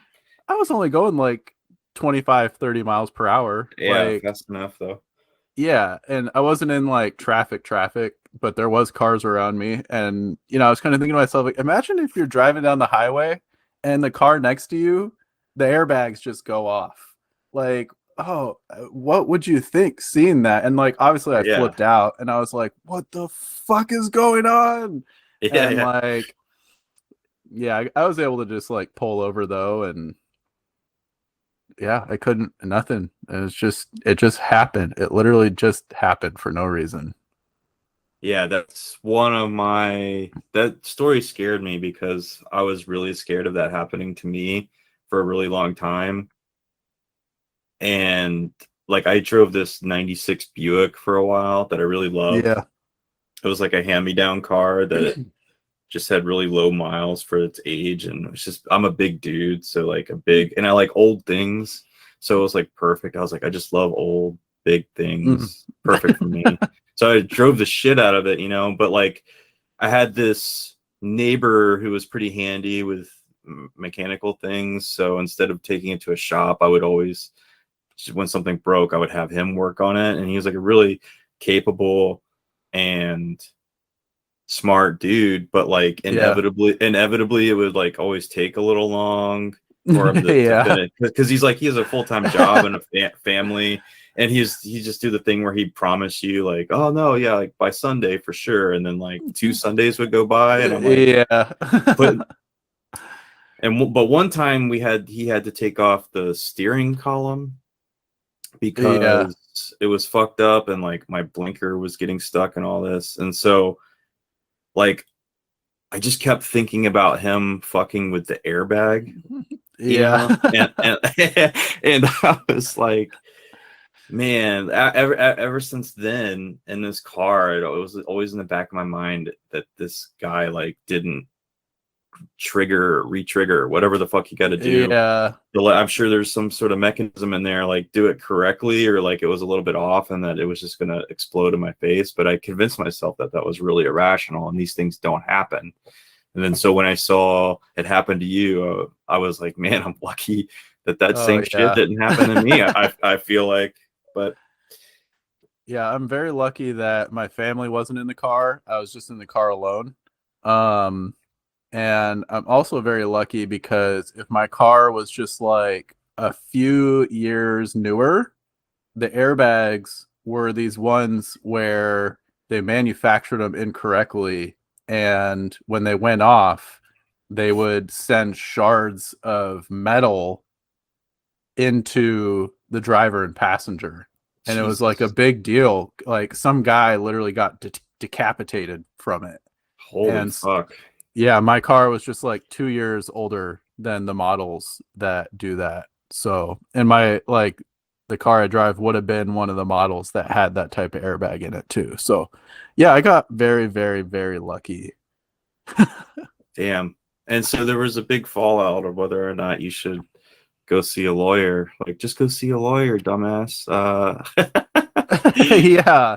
I fall somewhere in the middle there. Like, of course you should go see a lawyer and see what you can get, but I also didn't think like it's gonna win you like a huge sum of money or like maybe accomplish too much. But yeah, I mean, I'm assuming you followed through. Yeah, so I'm assuming that people were kind of hamming it up a little bit, but yeah, it did seem like some of the people maybe didn't get that other people were hamming it up.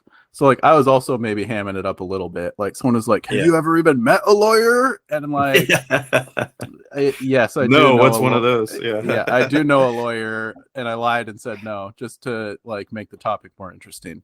Sure.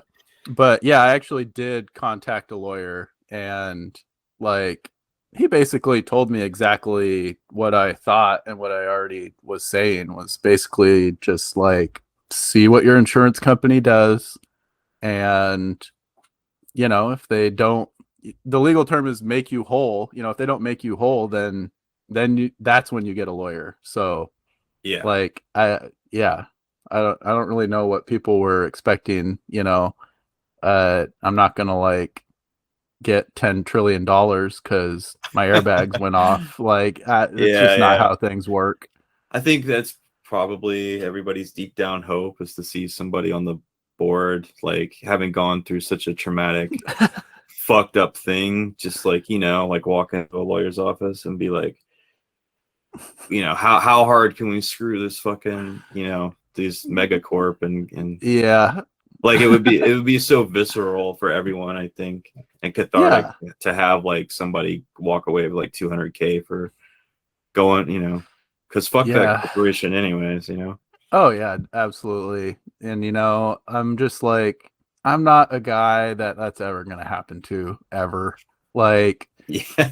I don't even engage in those kinds of fantasies anymore about winning the lottery and stuff. Like, that doesn't accomplish anything. No, I have a friend or an old roommate and friend, I guess, but he lives back in Florida now, but he still calls me whenever the Texas like lottery gets like just recently it was the highest it's ever been. It was like over $1 billion or something, and I'm like, oh dude, I can't entertain that at all. Like it's impossible. And well, one thing that drives me crazy about this dude too is like he's always against doing the quick picks too. It's like if I were gonna buy like 20 tickets, I'm not gonna sit there and choose the 120 numbers or some shit. I'm not, and like different variations. I'm just gonna get the quick pick. And he's like, no. He's like, quick pick gives you like, he thinks quick pick gives you a lesser chance to win because oh god, because he claims that it'll spit out the numbers. It'll pick you numbers in succession like 32, 33, 34, and somehow that gives you less odds to win, which is like statistically incorrect, and I don't know how to explain to him that that's wrong. I took way too many statistics classes to even listen to people and their theories about that kind of stuff. Like, yeah, there's no explaining to someone that like that's not how it works. yeah, because they got it. It's almost like superstition at that point. Like they're gonna think that's the way it works, regardless. Yeah, I mean, there are stories of like some mathematician who like figured out how like the scratcher tickets got printed and how to beat that. I've definitely read about that, but I think they solved all those. Uh-huh. I think they like figured out ways to prevent people from doing that kind of stuff. So it's like literally it doesn't matter what numbers you pick. It's just pick random numbers or let it pick random numbers for you. It doesn't matter. It doesn't matter. Yeah, exactly. I think that might be all I had. Is there anything that you want to ask me or anything else you want to talk about, VLV or not VLV related? Yeah, I mean, like, I don't want to turn this all around on you, but like, so what's your story a little bit? How did you get onto Viva Vinyl?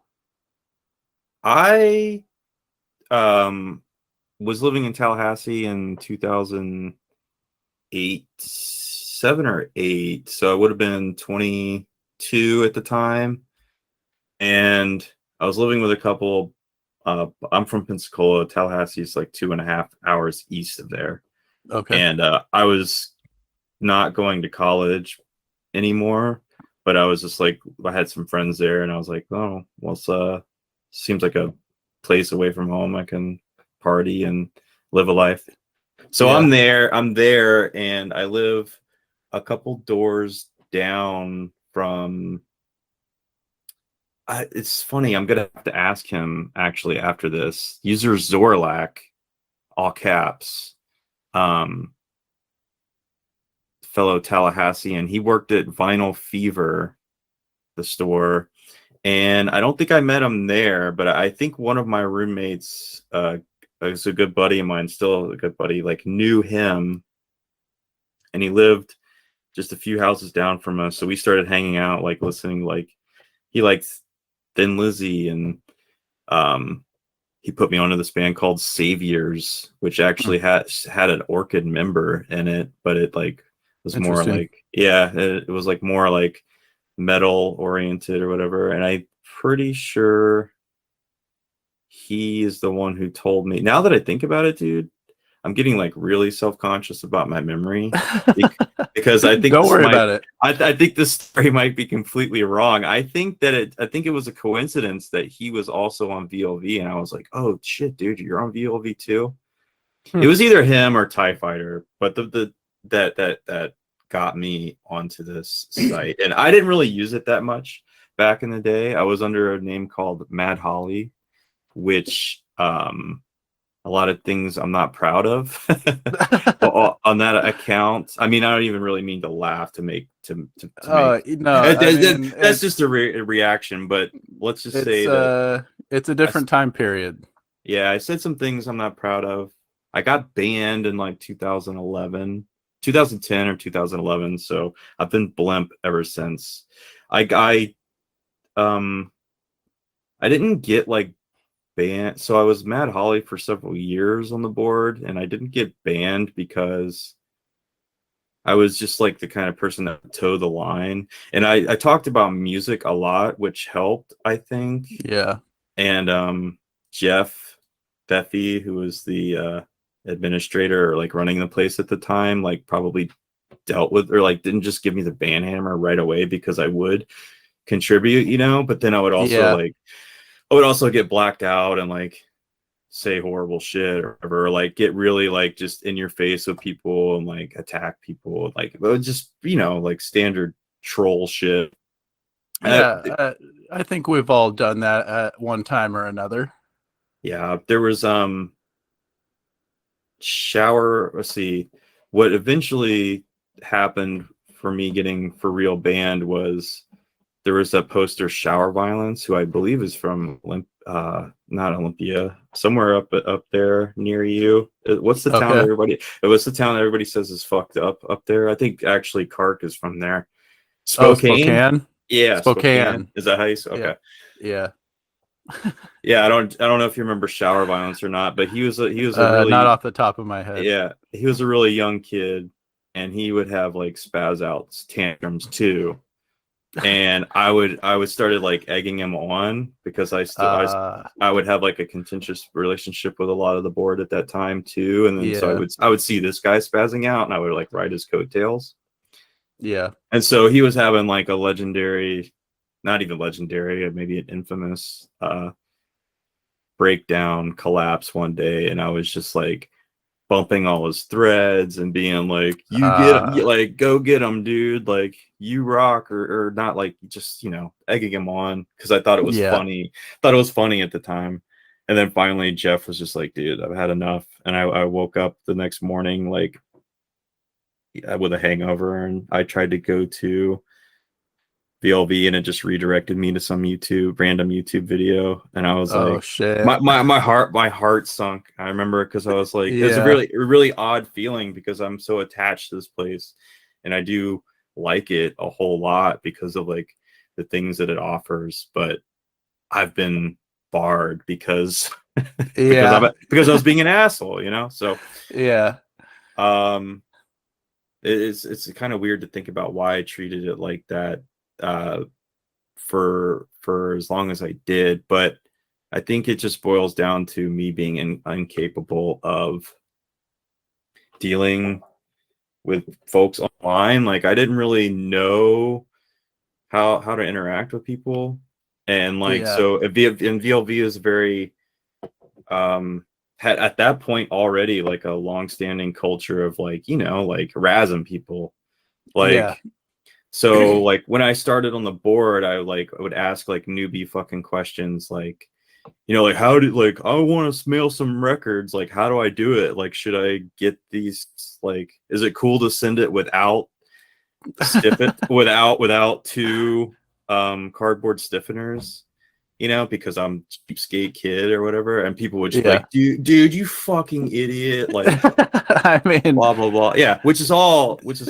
well and good, but like that kind of sent me down some spiral of being like, well, you know, fuck this place then, or like fuck these people, or like it was just where you get older and like I figured out that's just a part of message board culture, like it's I mean, I spent most of my posting time on a different message board that was an offshoot of Game Facts the video game website, and it was like very much that very similar type of culture where if you ask a dumb question, everyone's going to absolutely roast you, and they're going to be talking about it for the next 5 years. And like, it's really easy to get sucked into that and be like, oh wait, like I can also do the same thing. And then it's kind of like, oh yeah, like fuck these newbies, like now I'm gonna go roast them and I get to clown on that. And like, yeah, I feel like that really was just like that early 2000s to mid 2000s, like that was the culture. And it's almost like 4chan is kind of like the distillation of all that. And I feel like it's really awesome that for the most part, like Viva La Vinyl has moved beyond that into something a little better. That's really exciting to me. Yeah, it's really cool. I think so. I agree fully about that. Like, we've all grown up with it. We're all like older now. And I know I'm still annoying. It's just a part of my character. I've tried psychiatrists and shit, but I'm just so hardwired to be annoying that I have to like lean into it, because I hope, or I think at least, that like it's a part of my character that has some benefits too, or whatever. But like, yeah, just sorry, not to go off about me again. And then this whole rant or whatever is kind of like its first episode, so I'm glad that like I wanted to share a little bit about myself. I was going to record a separate segment actually, but maybe this will be sufficient for that. But yeah, journaling, I agree with you. It's cool that it's just like a place that still exists, that's not, and I don't even really know how to explain why I dislike the other outlets like Reddit or other social media message boards or whatever, but I just don't like, I'm a part of like the style of message board that VLV is, and maybe a few others. And like, that's just like the community, the small knit community is really cool. Like, having known and posted with people for years, and yeah, everybody just being like generally chill now is really cool. And like, people are, I know some people get weird about archaic threads getting bumped and the shit that people used to say, which I understand. Like, I know more than most people that like, I'm embarrassed about a lot of shit, but yeah, it's also kind of like luck of the draw about like what threads got deleted and what didn't, because I'm sure like if like almost all the threads I made back in the day didn't get deleted, if you had gone through, it would have been the same thing where there would have been some like shit like, oh whoa, what's going on here. And so like, yeah, I do kind of understand a little bit people getting upset about those old threads getting bumped, but it's also kind of like they're not wanting to accept who they were and like move on, and just being like, oh yeah, I was like a really shitty person back then, and like this is like the character work I've done to move beyond that into who I am now. And like, I don't think anyone out there's like reading some post from like 2009 and being like, oh man, I can't believe someone would post that. Wait, he still posts here, I'm so upset. Like, that, no sane person's gonna get upset about something that was posted in 13 years ago. Sure, yeah.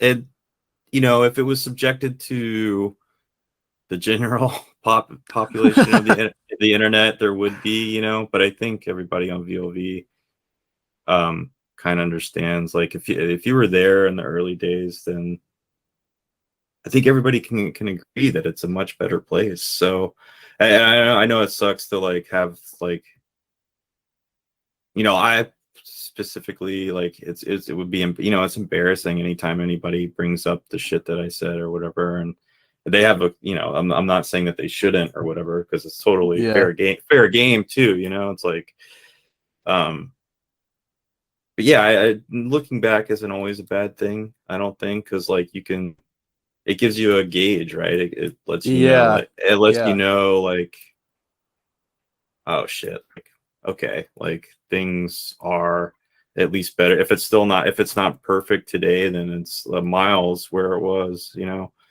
Yeah, it's also like you're talking about like making posts when you're blackout drunk and stuff, and it's kind of like you can look back and be like, oh, like for me, like I've been sober for like 5 or 6 years now, and so I can kind of look back at that stuff and be like, oh, that was like when I was drinking a lot, or like that was when I was just smoking weed all day every day, and it's like kind of getting to be like, oh, I'm not really like doing that stuff anymore, and it's improved my life so much. So yeah, I think it's kind of good to be able to like look back at that stuff. Yeah, sure. I mean, would I rather it never happened at all, and I was somehow a better or more mature person just from the beginning? Of course, but yeah, I mean, I kind of like, for me, I'm kind of the opposite, where it's like I'm kind of glad that I went through a phase where I was just this like such a shitty person and like so terrible. And it's like the way I think about it is like the difference between someone who's like an alcoholic who gets sober and their life improves from not having alcohol in their life anymore versus like some Mormon kid who gets indoctrinated from birth that alcohol is evil and then like never drinks because of that. Like they never learned the lessons. They never like grew as a person in any way. They were just doing what they were told. sure. So I kind of like Or think even about, worse, they kind of go fly off the handle later in life and like become destructive. yeah, You know. they never gained that skill from when they were younger and they were having to like temper themselves as like a crazy teenager or whatever. So yeah. No, that's a pretty positive outlook. So that's kind of generally, I know I was kind of rambling there, but yeah, I mean, I think that covers essentially where I'm coming from, where I began on the board. As far as this podcast thing goes, again, thanks for being my first guest. Not to like, I feel like this conversation has gone very well and I was excited to talk to you. So not to like downplay your appearance as like the first guest or whatever, but truthfully, when I had this idea, I just wanted to be like, okay, like I have no idea what I'm doing. I'm just gonna ask a few people if they want to do this. I'm not gonna think too much about who it is, like why I want them on, like their board status, like, you know, were they administrator for a while, were they mod, is it like somebody that everybody generally likes, is it somebody that everybody generally dislikes? But I feel like yeah, this was a good opening segment. I get warmed up a little bit. I'm super. Yeah, I'm very happy to be a guinea pig. You know, it's like if you were like a journalist, you wouldn't want like your first interview to be like with the president of the United States. That's true. Yeah. I'm nervous enough. I would definitely have shit a brick on that interview if I had chosen a legendary poster or something. I gotta work my way up. Not that you won't be legendary someday, but well, you know, to me, I don't care either way. I don't really care about much of anything. So spoken like a true VLVer. All right, man. Thanks for the time. I wish you a good rest of the day, and I'll see you on the board. Yeah, I'll see you on the board. Is that going to be the phrase? I'll see you on the board. I don't know. Did I just do it? I don't know. We'll see. I got to work. Maybe I'll workshop a couple more and see what sticks. Yeah. If you want to call me back and do a better one, we can do that too. Okay. Yeah. We'll just do a whole other 2-hour interview for sure. All right, man. See ya. All right. Thank you so much. Yeah. Later. Welcome back, folks. I hope you enjoyed that little conversation with whiffleballer and listening to me butcher thoughts and words and stammering and muttering, because it was really fun for me. I'll tell you what. You know, I have no idea where this thing is going or what kind of segments I'll be introducing over the next weeks. Kind of workshopping a few ideas. No idea how they'll turn out. Suggestions always welcome. Post them in the podcast thread. I am a glutton for punishment. a insatiable thirst for attention. So just do it. You know you want to. I need help. But I'd like to take a swing by Blimp's dump. Right here, boys. Back it on in. Come on.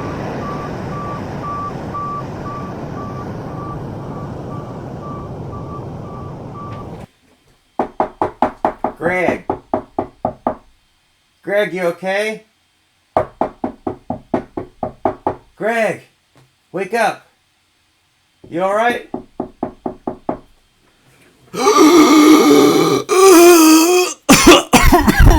Oh, God. Where am I? Oh, jeez, what the fuck? Yeah. Hold on. Yeah, coming. Yeah. That's how one particular day of mine started. Back in about 2016 or so. That was my landlady who lived next door. We lived in a townhome. I was in Unit A. She was in Unit B. As I answered the sliding glass door that she was just knocking on, she's come to find out very worried about me. She was. This is like 6 o'clock in the morning. She gets up super early, ass crack of dawn, pretty much. And I'm discombobulated. I'm confused. My head's pounding, ringing. I'm like, what? What is going on? Why is she? She was very concerned, asking for my well-being. It turns out she had coaxed me inside the house just about an hour before, or maybe 2 hours before, when she had walked out of her house in the very early morning to let the dogs out. What does she find but me laying under our back patio? It's not even a patio, it's in the backyard, but there's a table that we would hang out and drink beers. I'm underneath it with my face down, slammed into the dirt. My glass is broken in half, crunched. I'm all disheveled, passed out. That's how she found me. She drugged me inside and is checking on me a couple hours earlier. Now, as I convince her that I'm okay and, everything's fine, I'm at least alive, I go plop back down on the couch and I'm thinking, God, what the hell happened? Oh, yeah. Okay, it's all coming back to me now. The night before, as my roommate, who I lived with in this house for 8 years, we're probably halfway through our tenancy. Is that a word? I don't fucking know. We're like 3 to 4 years into our stay at this place. And he had gone on vacation back home to Florida. So I'm left alone to my own devices. I got nothing to do on a Saturday night. So I'm like, what the hell, man? I'll go get a 12-pack of Busch Light and sit out back like an absolute animal and start crushing some beers. So that's what I started to do. And around beer 4 or 5, I'm catching a buzz and pretty bored, just sitting there on my phone. Our neighbor comes over. And this guy has only lived there for about 7 months. And he's a really weird dude. He's from Philly. He's an Italian man. And he's got, I think he developed some sort of palsy, I think, from an infection. So like half of his face is like a little bit droopy. And he's got a few like weird tics.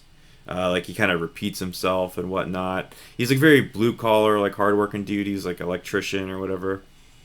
But me and my roommate Jared are like we're nice to the dude. We actually like would go out and drink with him sometimes, but we don't really get too close to him because he's definitely a little weird. And when I mean weird, like for example, we would go out to the bar, the Jackalope on the east side, near our house, and we talk about like, I don't know, be talking about how like one of the bartenders is cute or something, and then like a week later, this dude rode his bike like every day.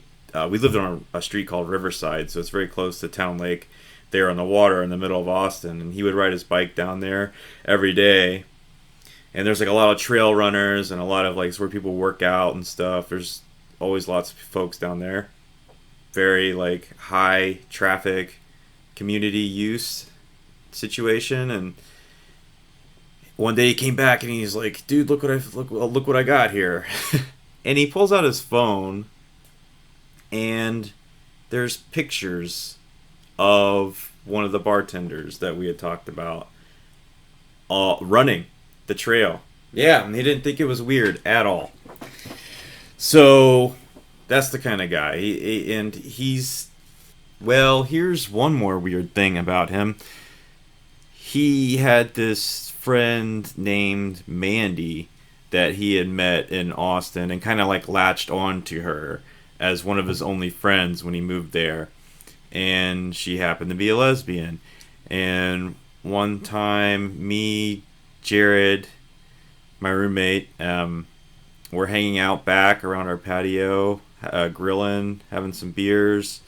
And our other neighbor friends were there, this married couple, John and Joanna, and George, the neighbor. I'm just giving the names now. Who gives a shit?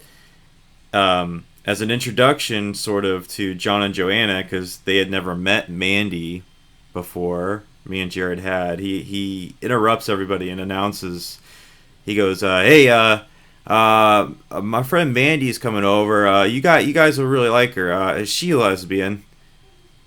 And me and Jared just looked at each other in shock, disbelief. Like, dude, what? A weird fucking thing to say. And just this guy has like, yeah, absolutely no couth at all. Just a barbarian. He had gone on dates with girls before and like said the most ridiculous, like super pathetic and misogynistic things before or whatever. Just trying to like paint the picture of who I'm hanging out with here for God knows what reason. He comes over and he's yakking a bit, talking. He's always wanting to know what kind of music I'm listening to. My roommate got this guy listening to Cox Bar and like just really random shit, like for a dude like this to be listening to.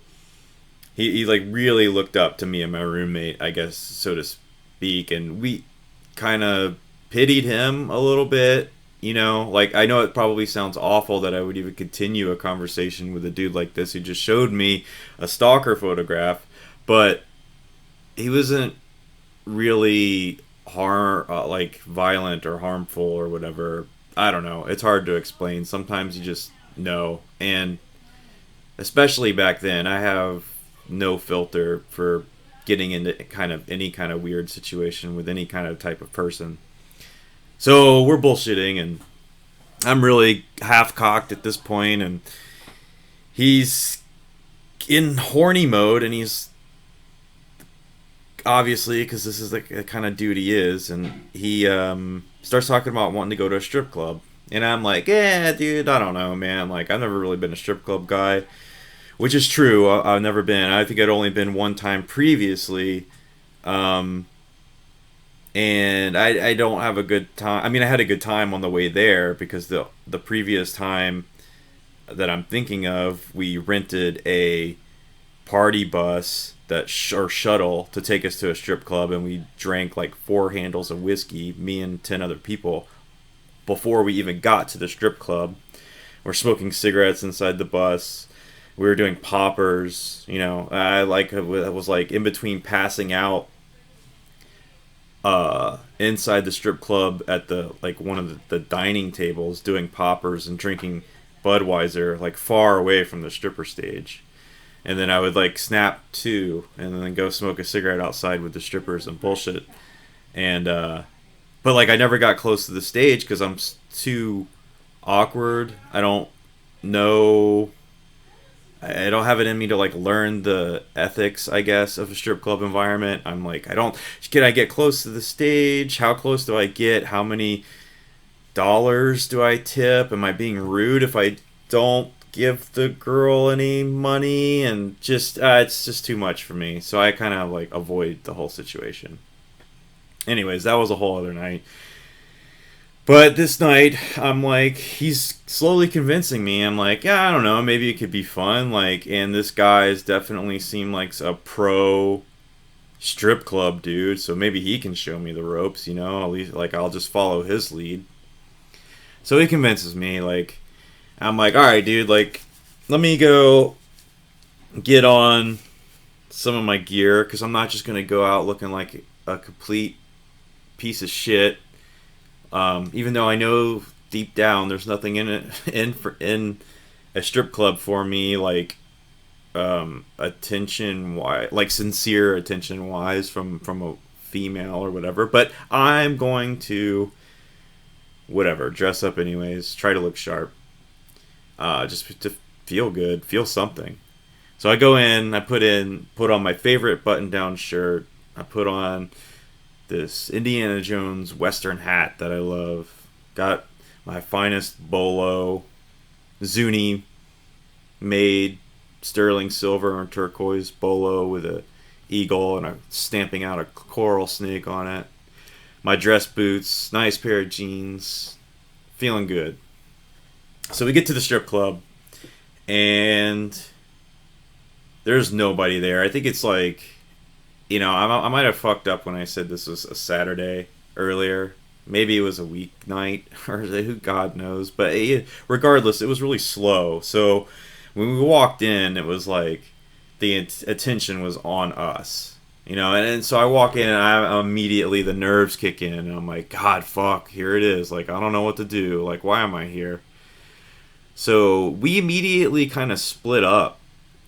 He like goes and sits down like near one of the like poles stages.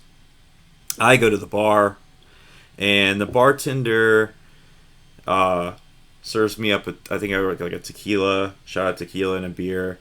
And as I'm getting my drinks, two strippers approach me from either side. Like pretty aggressively, like up on me, like just sandwich me, you know.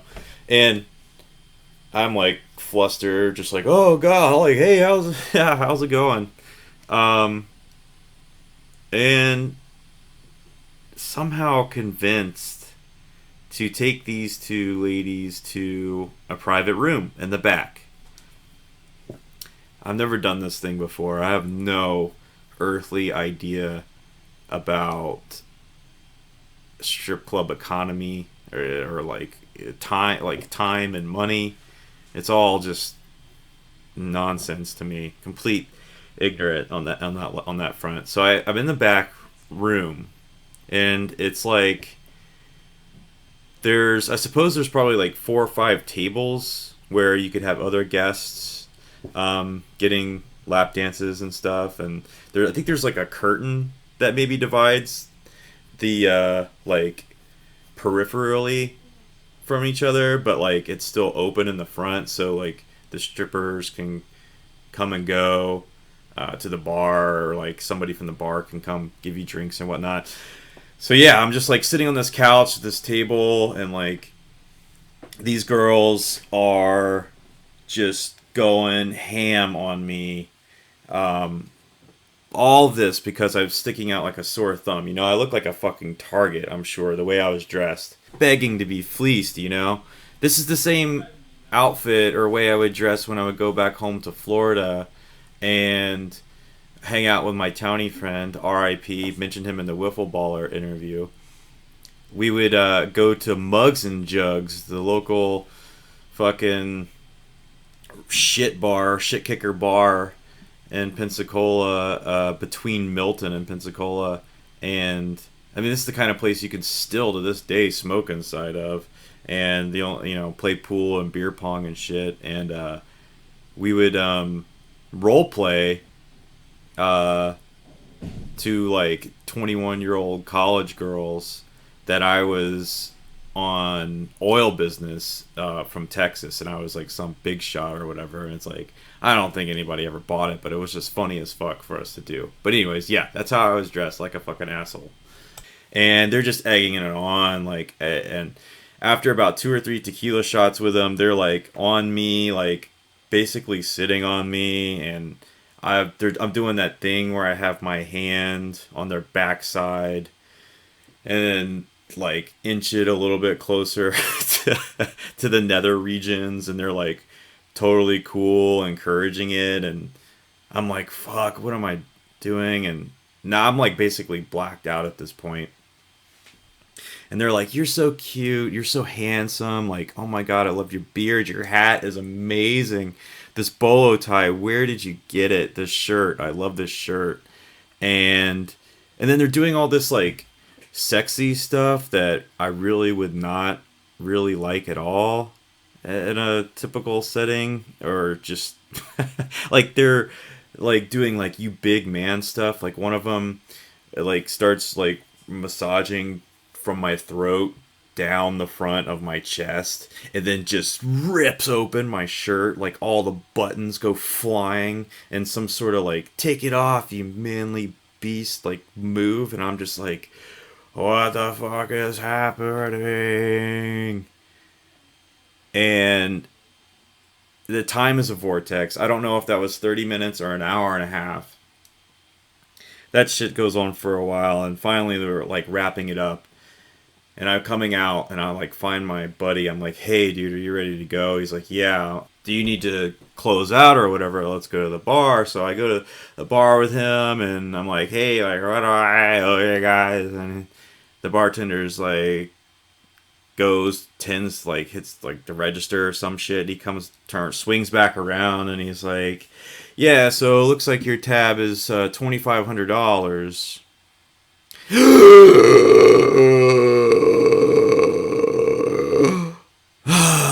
I'm like, excuse me, what did you say? He's like, yeah, like $2,500, he like starts breaking it all down, like 2 strippers, 45 minutes, 15 shots of tequila, blah, blah, blah, blah, blah. And I'm like, Jesus Christ, did I really do that? And my neighbor, he's like, dude, we got to get out of here. Like, just follow me. Like, he's like trying to get me to go outside. He's like calling a cab and trying to get me to go outside, while I had told the bartender, like in a panic, like, oh fuck, I gotta go to the ATM. So I'm standing at the ATM, like rifling through my cards, dealing with messages that say like, you cannot take out X amount of money, like there's a maximum. And I'm like, fuck, how many transactions am I gonna have to make? And my roommate's like, I keep doing that, sorry. My neighbor is like, dude, I got a cab, it's on the way, like we're gonna get out of here. And I'm getting like really terrified at this point, thinking like about bouncers that are gonna like whip my ass, or cops that are gonna come and all this. And I'm like, dude, I don't know, man. I think I should just pay.